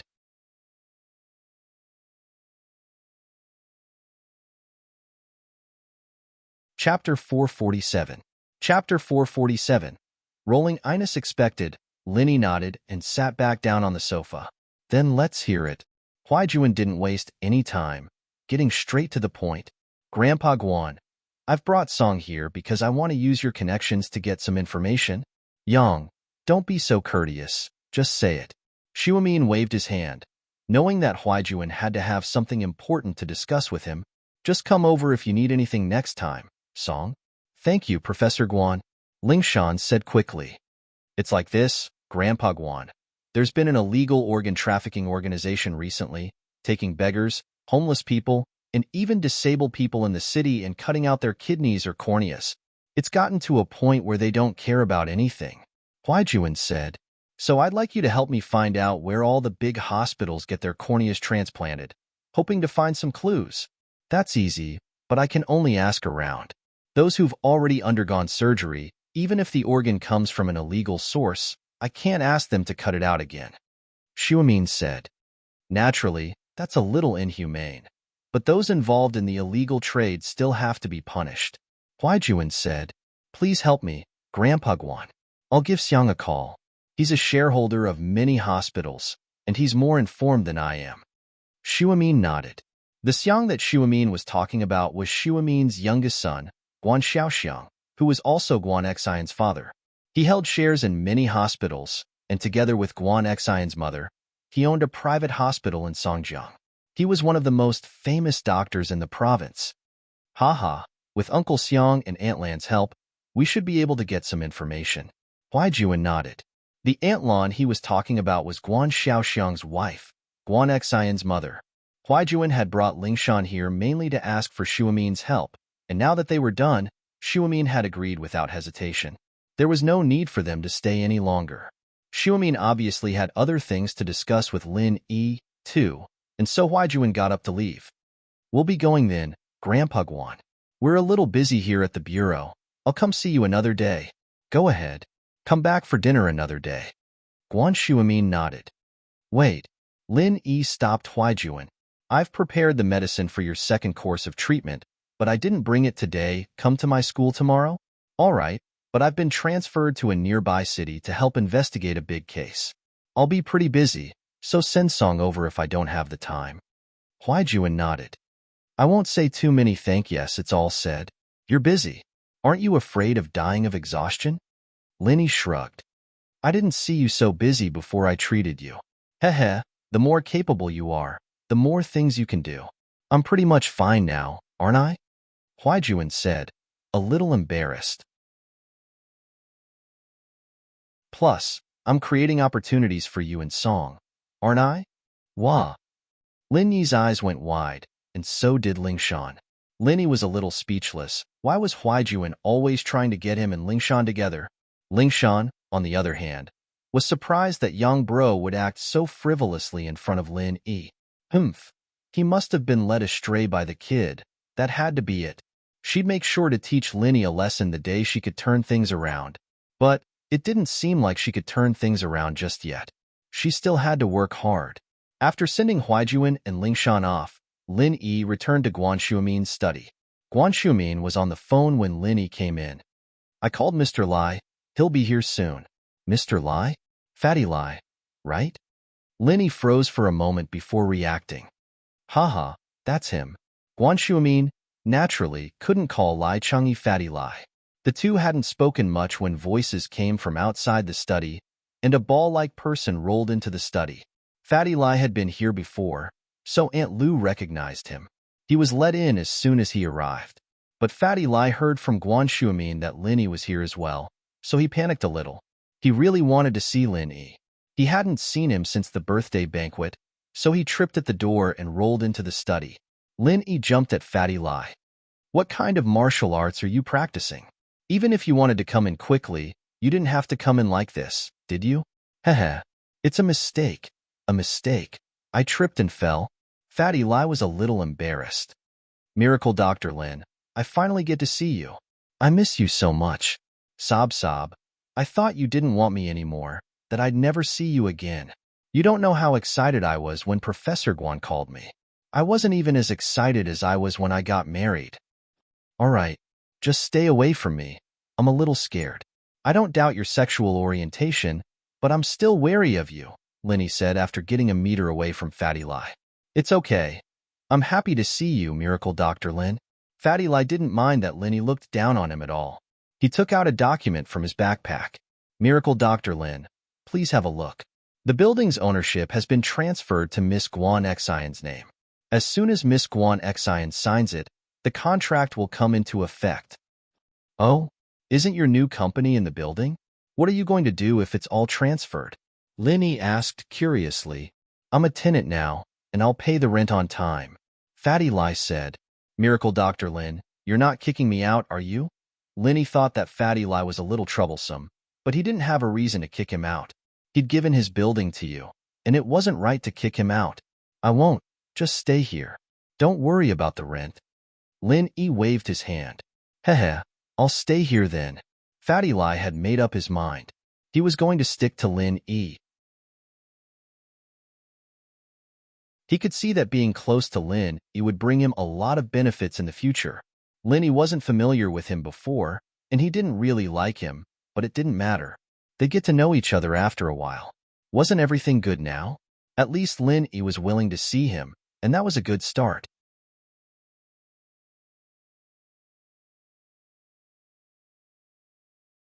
Chapter 448. Have a bad attitude. Fatty Lai was basically giving this skyscraper to Lin Yi for free. Lin Yi felt that he should return something to Fatty Lai, so he decided to ask about his father's condition. Fatty Lai froze when he heard Lin Yi's question. He couldn't believe his ears, but he was overjoyed when he confirmed that there was nothing wrong with his hearing. Fatty Lai burst into tears, his eyes brimming with hot tears. He felt that all his hard work had finally paid off. Lin Yi didn't want to see him before, didn't want to talk to him, but now, he took the initiative to ask about his father's illness. This made Fatty Lai feel flattered. Sob. "Miracle Dr. Lin, I knew you were a good person. You would care about my father." Fatty Lai was about to kneel down in front of Lin Yi. "I thank you on behalf of my father." "All right, stop. Stop right now." Lin Yi was scared out of his wits by Fatty Lai's actions. "Don't be like that. If you do that again, I won't ask next time. I shouldn't have said so much. Don't. I won't cry." Sob. "I'm just moved. I'm crying tears of joy." Fatty Lai quickly stood up and wiped his tears. Fatty Lai lived up to his nickname as a crybaby. His tears came and went quickly, and he was all smiles again. "As long as you don't cry, you can call me normally next time." Lin Yi was a little speechless. He really admired this guy. In order to make him cry a few times less, Lin Yi gave him phone privileges. "Really? That's great, Miracle Dr. Lin." Fatty Lai was so excited that he was about to cry again. But when he remembered what Lin Yi said just now, he stopped crying. "Now let's talk about your father's condition. He has uremia, right?" Lin Yi waved his hand to stop Fatty Lai. Even if the guy didn't cry, he'd still be dawdling. "Yes, uremia. After taking half of the pill of life extension and toxin cleansing, there's a clear effect. He's already awake, and he's in much better spirits. All his vitals are starting to improve, but the doctor said that he's still not completely recovered. Although the treatment can be maintained, I don't know if it'll worsen." Fatty Lai said worriedly. "Have you had a kidney transplant before?" Lin Yi nodded and asked. "No, he's too old. I'm afraid he won't be able to get off the operating table. The doctor doesn't recommend surgery either," Fatty Lai said honestly. "That's easy." Lin Yi said, "Well, I'll write down some traditional Chinese medicine. You go out and buy it for me. I'll make it and let your father drink it for a week. After a week, he'll come here to change the dressing. Ah, all right. Thank you, Miracle Dr. Lin. Fatty Lai was beyond excited. He felt like he'd finally bet on the right treasure. It seemed like Miracle Dr. Lin was a kind person. After all his coaxing and pestering, Miracle Dr. Lin was finally willing to help. Lin Yi didn't completely trust Fatty Lai yet, so he didn't ask him to buy all the important ingredients for the first time. He only wrote down the names of the herbs needed for the first course of treatment. The dosage wasn't precise either, around 5 ounces of each herb. He even wrote down the names of a few useless ones. Fatty Lai carefully took the prescription from Lin Yi, afraid that he'd lose it. He put it in his pocket and rushed out to buy the herbs. After sending Fatty Lai away, Lin Yi let out a sigh of relief. He turned to Xiumin. Grandpa Guan, are the procedures for the pharmaceutical company and the approval of the herbs done? Yeah, these are all small things. I don't need to do anything. I've asked Xiang to do it. They'll be here soon. Xiumin nodded. As they were talking, there was a knock on the door, and then the door was pushed open. Dad, I've brought the ingredients you wanted. A middle-aged man walked in. His face looked like Xiumin's. He must be Xiumin's son, Guan Xiaoxiang. Just leave it here. Oh, right, let me introduce you. This is the Lin Yi I mentioned to you, Mr. Lin. Xiumin introduced Lin Yi to Xiaoxiang. Hello, Uncle Guan. Lin Yi quickly got up to greet him. After all, Xiaoxiang was his elder, and Lin Yi didn't dare to be careless. However, Xiaoxiang's attitude towards Lin Yi was very calm. He nodded and said indifferently, Hello, Mr. Lin. If Lin Yi called Xiaoxiang uncle, then he shouldn't have called Lin Yi Mr. Lin. Even if he was being polite, he shouldn't have been so cold. Lin Yi smiled bitterly. He didn't know how he had offended Xiaoxiang. He felt awkward and didn't know what to say. Xiumin tried to smooth things over. Xiaoxiang, are you busy at the company? Not bad. Xiaoxiang said indifferently, Dad, why did you suddenly think of starting a company? I thought you didn't like to use your own name to do things. Don't get confused when you're old. Be careful that your reputation will be ruined. Xiaoxiang, what nonsense are you talking about? Xiumin's face suddenly became gloomy. He glared at his son. Are you okay? If not, you can leave. I'm very busy at the company. I came back to deliver the ingredients to you. Of course I have to hurry back. Xiaoxiang said indifferently, I'm just reminding you. Don't be fooled. After saying that, Xiaoxiang looked at Lin Yi, then turned around and left the room. He didn't say anything else and quickly left the villa. The sound of the door closing could be heard from outside. This kid. Xiumin was so angry that he couldn't breathe. He smiled bitterly and shook his head. He said to Lin Yi, don't mind him. Uncle Guan is doing this for your own good. He's afraid that I'm a scammer. Lin Yi smiled, showing that he understood. Actually, what Xiaoxiang said was not wrong. Although it was a bit disrespectful, he was standing on the side of a family and reminding Xiumin not to be fooled.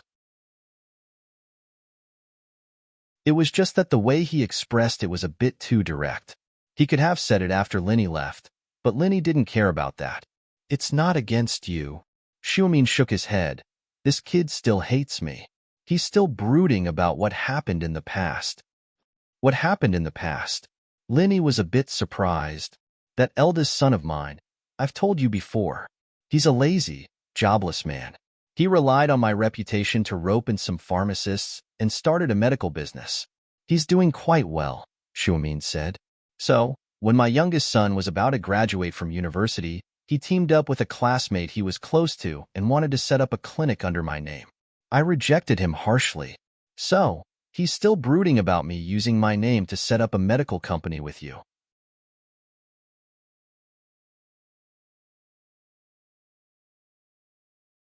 Chapter 449. The company's planning, probably. He's already an adult, but he's still acting like a child. Guan Xiumin smiled. Actually, he knows that I'm not an idiot. That's why he helped me with the paperwork so quickly. What he said just now wasn't directed at you, but at me, expressing his dissatisfaction. You've only suffered because of me. Anyone else would have done the same. I see. Lin Yi nodded in realization. But Uncle Guan seems to be doing pretty well now, no longer relying on your family. Since then, he hasn't relied on me for anything. Guan Shuimin shook his head and said with a bitter smile. However, Xiao Xiang is lucky. He found an even more powerful backer, and now he's doing very well. When he's free, he wants to prove to me that he can succeed without relying on me. Haha, I didn't think Uncle Guan had this side to him. Linny smiled.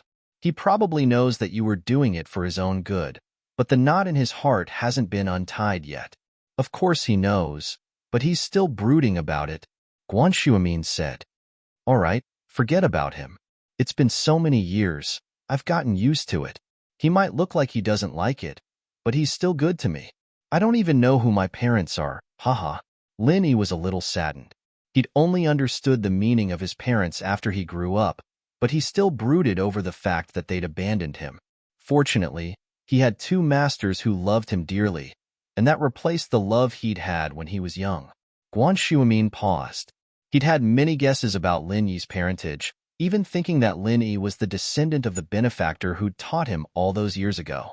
It was one of the reasons he trusted Lin Yi unconditionally, but he'd never dared to ask. On one hand, Lin Yi didn't want to talk about his parentage, and on the other, he was afraid that Lin Yi would keep it a secret. It'd only make things awkward if he didn't tell him. You don't know who your parents are? Guan Shuimin looked at Lin Yi in shock. Haha, I only have two masters, but they're both nice to me, treating me like their own son.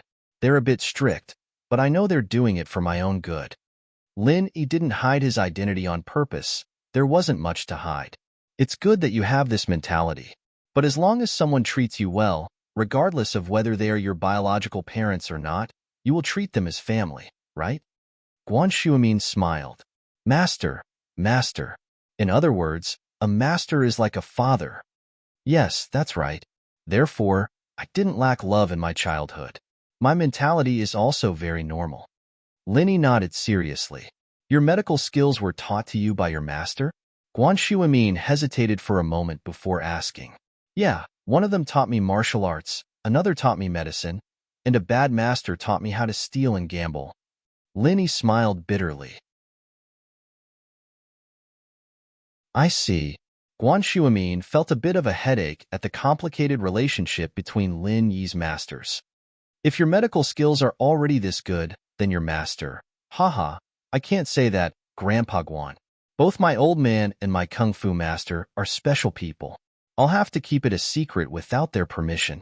Lin Yi didn't want to hide anything from Guan Shuimin, but Lin Yi couldn't say anything without his master's permission. Even people close to him like Huaijuan didn't know about this. It's fine, I'm just asking. Guan Shuimin was a bit disappointed, but he didn't blame Lin Yi. After all, Lin Yi was doing the right thing. Let's talk about the company. The medicines that are ready for the market right now are pain relievers and injury medicine. I can't make any decisions on the other types without the formulas. Haha, there are some formulas for the other types, but which ones are more popular? Lin Yi didn't know much about business. Well, as long as it's effective, it'll sell well. Guan Shuimin said. Common cold medicine, for example. If you can make a traditional medicine with minimal side effects, it'll sell well too. But these are all established pharmaceutical companies with established formulas and brands. It's pointless for us to go in and fight for the market. It's true that the common cold medicine's formulas are already set. Even if I were to change it, it wouldn't be much of an improvement. The best way would be to supplement it with acupuncture or cupping, but that's impossible unless it's a clinic. You can't just get acupuncture and cupping for free, can you? Lin Yi nodded with a smile. I'm not an expert when it comes to business, actually. I'm just giving my personal opinion. Guan Shuimin said, you should hire a management expert to run the company. That's true. It's not that easy to find a professional manager. Lin Yi knew that Guan Shuimin was speaking the truth. First of all, is the person trustworthy? And second, is he really capable? After all, the success of a pharmaceutical company depends on the professional manager's ability. I think you should ask Mr. Lai about that. He's been in the business world for a long time, and he should have some experience. It shouldn't be too hard to ask him to find a professional manager. Guan Shuimin said. At least it'll be easier than looking for one ourselves. That's true. Lin Yi nodded. Fatty Lai left for about half an hour before rushing back with a few bags of herbs in his hands. He barged into Guan Shuamin's study. Miracle Dr. Lin. I bought them. I bought them all. With that, Fatty Lai placed the bags on the coffee table in front of Lin Yi. Lin Yi looked at the huge pile of bags in front of him, confused. Why was there so much? Even if he bought a kilo of each herb, there wouldn't be this many. Lin Yi opened a bag and checked the herbs inside. They were all packed according to his prescription. He couldn't help but feel strange. Isn't this enough? What's in the other bags? The other bags are the same, but I bought them at different points. Fatty Lai said, panting. There are a lot of scammers these days. I was afraid that I'd buy fake medicine in one pharmacy, so I thought about buying from a few more. I thought that there should be some real ones, right?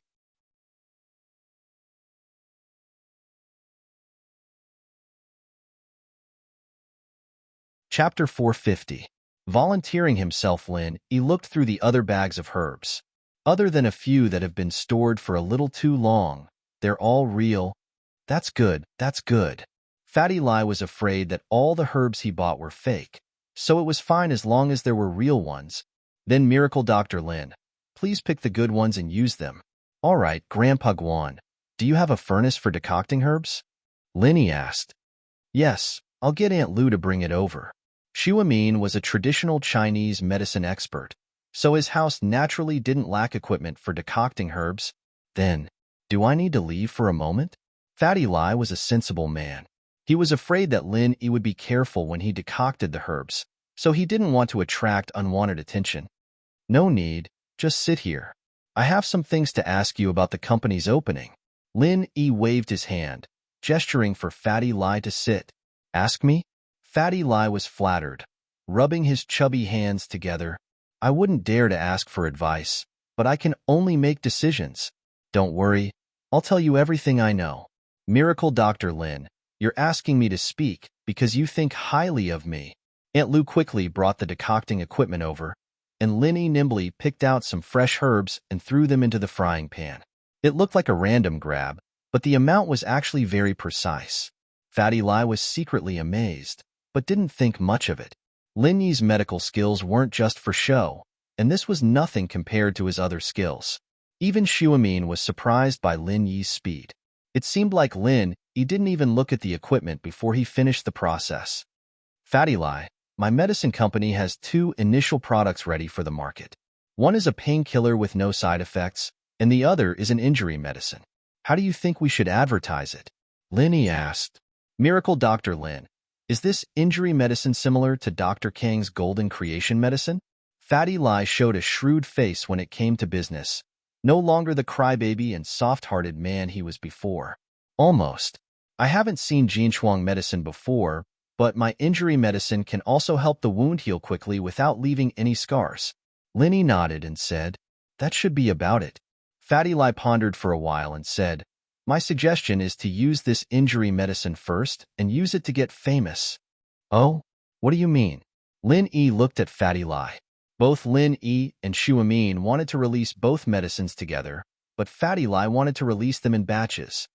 Hee, we will only introduce one medicine that has similar effects to the most amazing Dr. Kang's golden creation medicine in the market. This way, everyone will compare us. Fatty Lai said, they will have some doubts about our product in the beginning, but once they realize that the effects are the same as Dr. Kang's medicine, they will start to lean towards us. Of course, there are 2 prerequisites.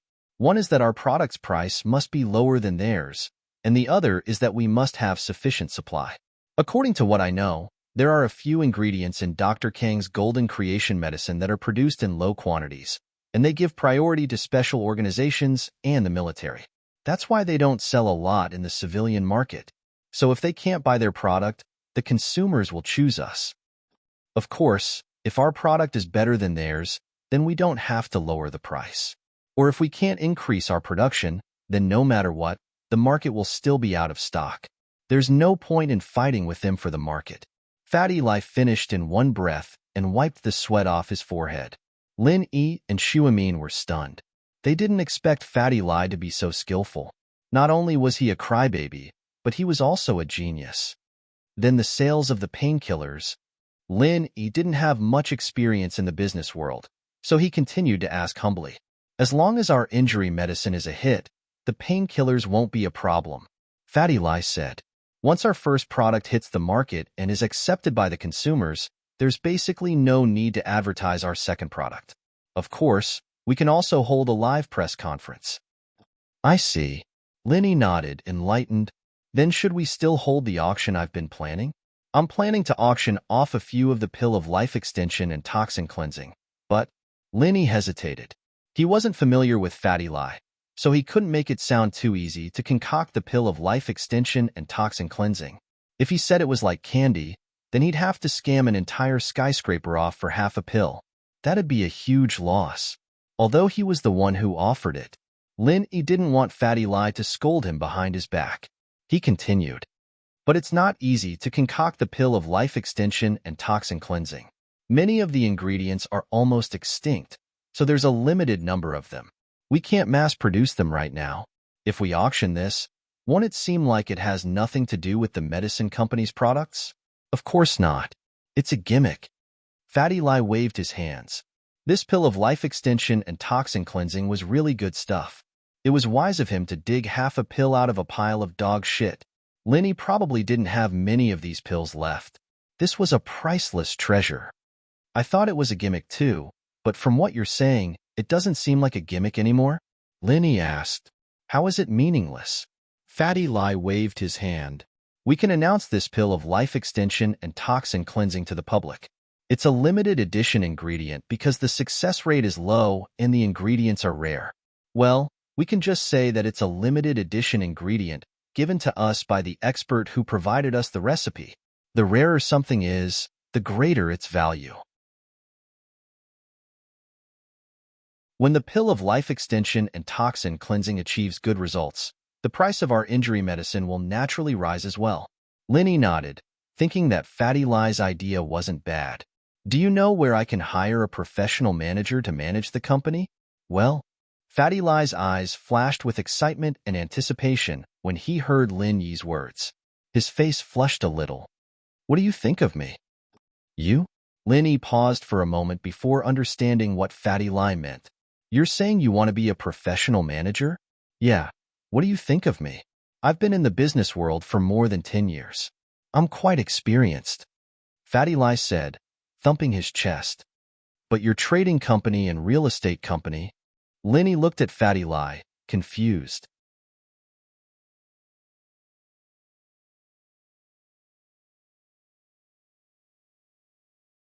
Chapter 451. Another follower. Lin Yi didn't know what was wrong with Fatty Lai. Why was he abandoning his existing company and coming to a new one to be a manager? You don't want your family's business anymore? Lin Yi couldn't figure out Fatty Lai's intentions. Miracle Dr. Lin, I gave my family's business to my brother. I don't want it anymore. I don't care about it. I don't want to fight and scheme against him all the time. Fatty Lai chuckled. Besides, I think that following you will have a better future than running those family businesses. Miracle Dr. Lin, I can foresee that your company will be even more powerful than that Dr. Kang's medical group. I'll be the manager of the group and your spokesperson, Miracle Dr. Lin. Won't I be the best? When my brother finds out about the importance of the pill of life extension and toxin cleansing, he'll be begging me on his knees. Begging? Is that rare? Don't you always kneel and cry? Lin Yi couldn't help but admire Fatty Lai's courage. He'd abandoned his family's business to follow him. That's different. You're a miracle doctor. I wouldn't kneel and cry to anyone else, Fatty Lai said, a little embarrassed. Lin Yi thought that this guy was a natural crybaby. He didn't think that it was just directed at him. This gave Lin Yi quite a headache. You have a good idea, but this medical group of mine is just a spur-of-the-moment thing. I don't know if it can continue or if there will be any new products. Lin Yi had to get the ugly part out of the way first. Who knew what he was going to do in the future? Even his old man didn't have a clear answer. It's fine, Miracle Dr. Lin. Why don't you take me in as your follower? Fatty Lai was a smart man. He'd seen through the facts a long time ago. Lin Yi wasn't an ordinary person, and there was no harm in following him. Fatty Lai had grown up in a rich family, so he didn't care much about money anymore. What he pursued was fame and status, and Lin Yi could help him achieve this dream.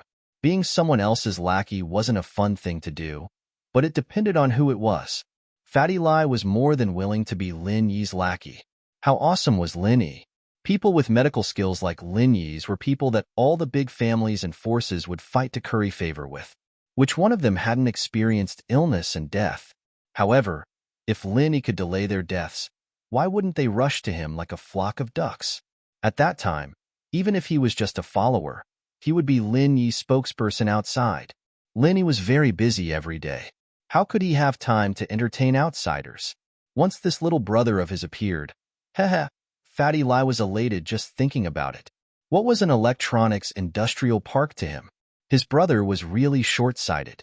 Look at himself, how smart was his decision? People had to be thick-skinned and crybaby. Look at himself. He was thick-skinned and a crybaby. Didn't he gain Lin Yi's favor just like that? You want to be a lackey? Lin Yi looked at Fatty Lai oddly. I don't need lackeys. Not at all. Boss Lin Yi, listen to me. Fatty Lai began to analyze, and he called Lin Yi Boss Lin Yi smoothly. Lin Yi was helpless. Boss, what kind of status do you have? When the medical corporation is established, there will be big families coming to ask for medicine. Everyone wants to see you, boss. Can you see them all? Boss is already very busy every day, and he still has to chase girls and enjoy life. How can he have time to deal with them? That's when you need a lackey to help you deal with these things. And I'm just the right person. Lin Yi thought about it. Fatty Lai's words made sense, so he said, but I already have a follower. You're talking about Kong Xiaobo? Think about it, that's not enough. Fatty Lai shook his head. How can a lackey do that? Kong Xiaobo will be by your side all day, accompanying you to school and enjoying life. He can't handle company business every day, can he? He can just be the vice chairman, and I'll be the little brother who helps you take care of the company's affairs.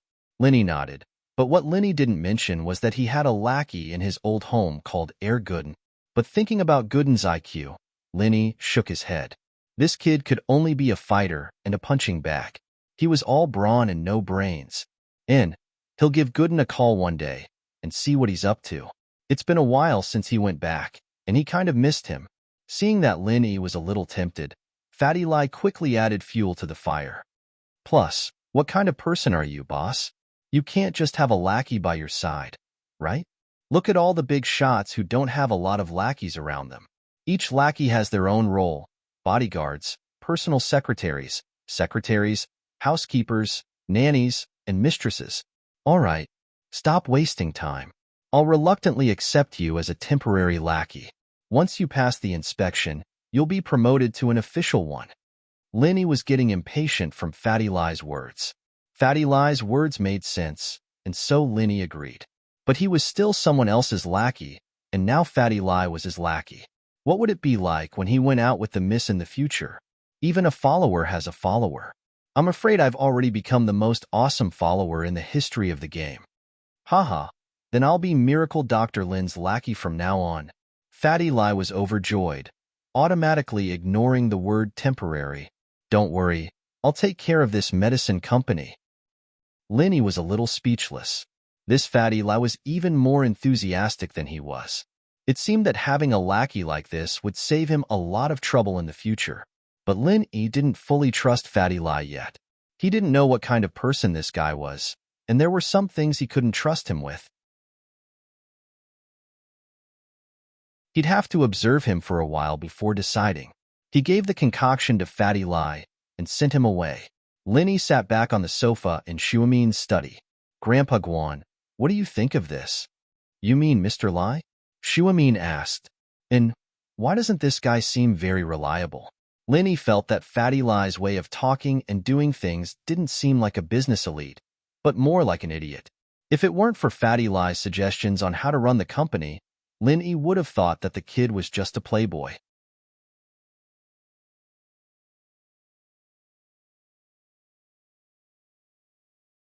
Chapter 452. Chapter 452. Guan Xuemin's sense of danger. Oh? Lin Yi paused at Xuemin's words. He hadn't expected Fatty Lai to be this capable. He'd thought the guy was just a theoretical weakling. So you're saying that Fatty Lai really wants to help? Haha, he's not an idiot. He knows that he'll have a brighter future if he follows someone. Guan Shuamin chuckled. If not for that half of the pill of life extension and toxin cleansing he picked out from the trash can, perhaps he wouldn't have made such a big decision.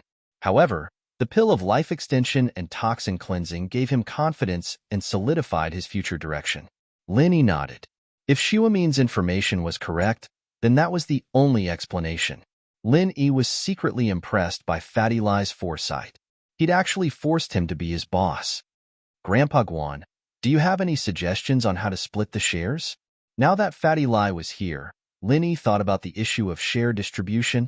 I'm not an expert myself, but I think that half of the shares should be in your hands. Shuamin suggested after some thought. We're all on good terms right now, but it's better to be safe than sorry.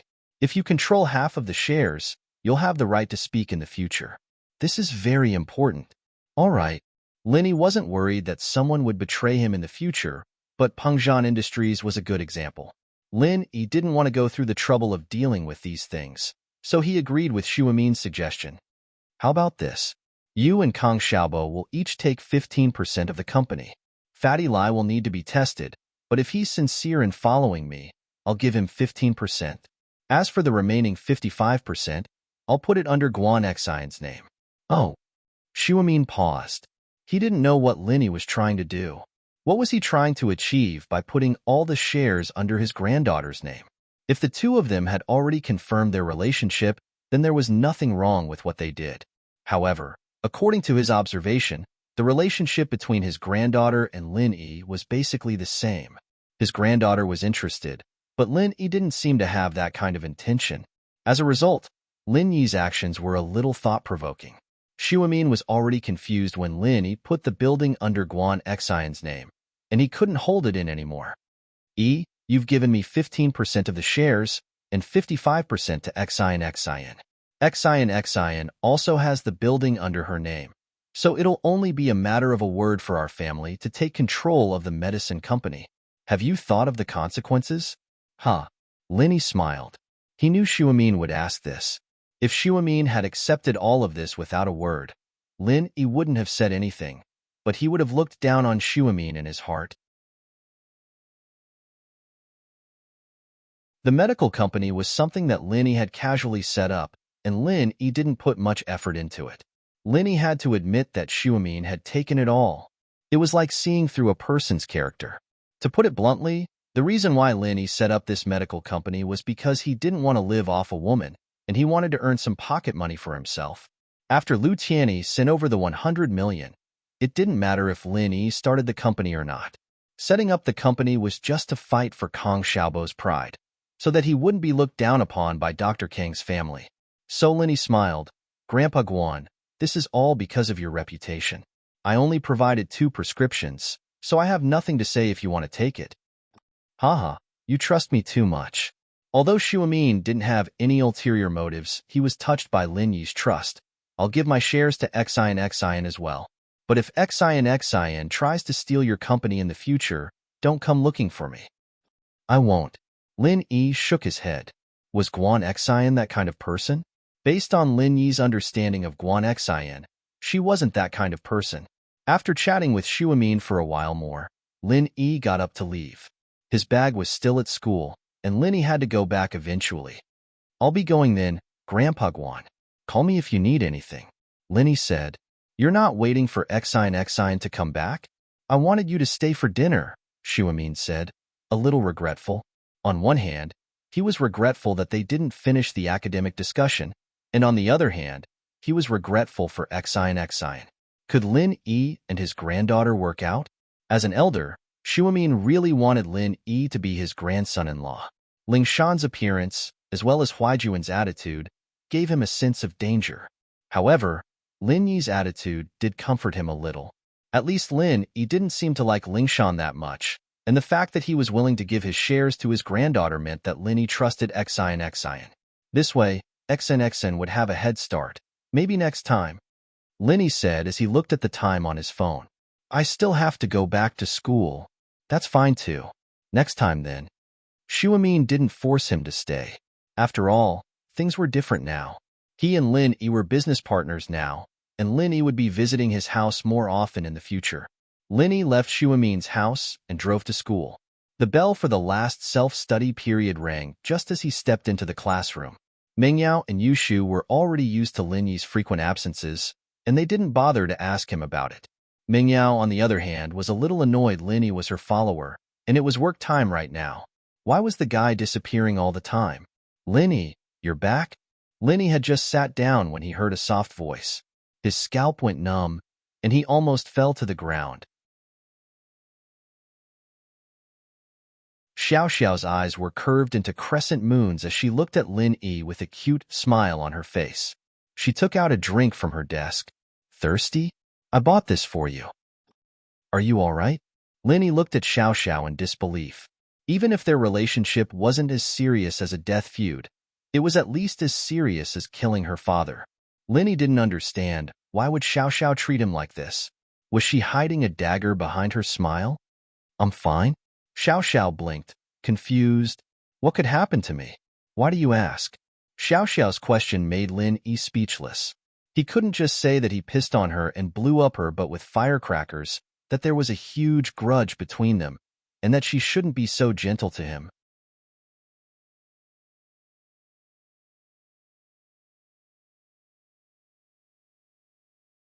Chapter 453. Chapter 453. The weird Xiao Xiao, it's nothing. It's good that you're fine. Lin Yi nodded, troubled. Why was this girl even worse than Yushu? Why did he run into these people all the time? He'd thought that the days of bullets and bullets were scary, but there were scary things in real life as well. For you, it's really good.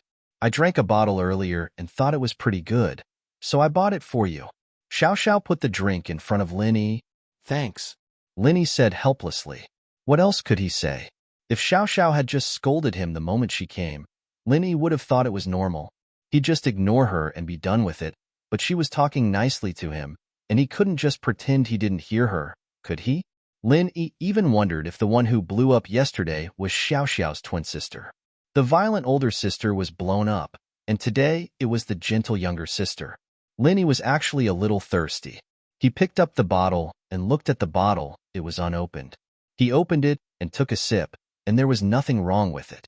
Lin Yi took a few sips, confused. You're welcome. Xiao Xiao shook her head. If you like it, I'll buy it for you every day. Lin Yi was drinking when he spat it out at Xiao Xiao's words, onto Kong Xiaobo's back. Kong Xiaobo was listening to the conversation between Xiao Xiao and Lin Yi, secretly envious of Lin Yi. He turned around with a bitter face. Boss, I'm already envious of you. Why did you spit on me? I'm sorry. Lin Yi sweated as he looked at Xiao Xiao oddly. Xiao Xiao, tell me the truth. What do you mean? Nothing? Xiao Xiao looked at Lin Yi with wide eyes, as if she didn't understand what Lin Yi was talking about. Were you the one whose butt was blown up by the firecrackers yesterday? Lin Yi asked. Don't say that. It's so embarrassing. Xiao Xiao's face reddened as she whispered. Lin Yi was about to faint. Have you become stupid from the explosion? You're the dumb one. I'm the real me now. Xiao Xiao pouted. Didn't I want you to teach me how to race? I also felt that there was something wrong with my method, so I changed it. It's impossible to teach you how to race. It's illegal, Lin Yi said. It's fine. You can teach me how to race and drift too, Xiao Xiao said seriously. I don't have time. Lin Yi frowned. It's fine. I won't learn then. Xiao Xiao smiled nonchalantly. Question mark. Lin Yi looked at Xiao Xiao in disbelief. What the hell? What the hell happened? When he left at noon, Xiao Xiao's cold face still had that angry look on it. What happened now? The night class was physics, and the teacher came in soon. Lin Yi didn't ask much, so he turned his head and started flipping through his physics book, ignoring Xiao Xiao. A smile formed on Xiao Xiao's lips, and she wanted to clench her fists and cheer. As expected, Lin Yi was amenable to coaxing but not coercion. As long as she persisted, she wouldn't have to worry about not being able to capture Lin Yi's heart, and then she'd dump him. Humph. She'd let him know the consequences of messing with her. The whole class, Xiao Xiao was fantasizing about her future plans. Lin Yi, on the other hand, was very troubled, wondering why Xiao Xiao had become like this. From his past experience, Xiao Xiao had to be planning something big. The first time she gave him a drink, she didn't have any good intentions. She wanted him to go to the washroom so she could take pictures of him. This time, she probably wouldn't use the same cheap trick, so there shouldn't be anything wrong with the drink. It was just a way for Xiao Xiao to get on his good side. Pinliang was very happy right now. He'd contacted a high-class beach through one of his father's business partners, and he'd be able to reserve the entire VIP area. He'd be able to show off to Mingyao later. He'd already talked to the homeroom teacher, Ms. Liu, and was ready to announce the good news after school. The night class finally ended, and Ms. Liu walked in with Pinliang walking up to the podium, very pleased with himself. Everyone, calm down. Don't pack your bags yet. I have good news for you all. Ms. Liu was very supportive of Pinliang sponsoring the class spring outing. There wasn't much time left in the 12th grade, and the students didn't have much time to play together. The tree planting event was something that many of them enjoyed so much that they forgot to go home. Pinliang sponsoring a spring outing at this time made Ms. Liu's impression of Pinliang improve quite a bit. This guy wasn't a spoiled young master who didn't know shit. As soon as they heard the good news, the noisy class immediately quieted down. Everyone stopped what they were doing and raised their heads to look at Teacher Liu. This weekend, our class will be organizing a spring excursion. The destination is the natural beach in Boundless City. Ms. Liu's voice had barely faded when the students started cheering.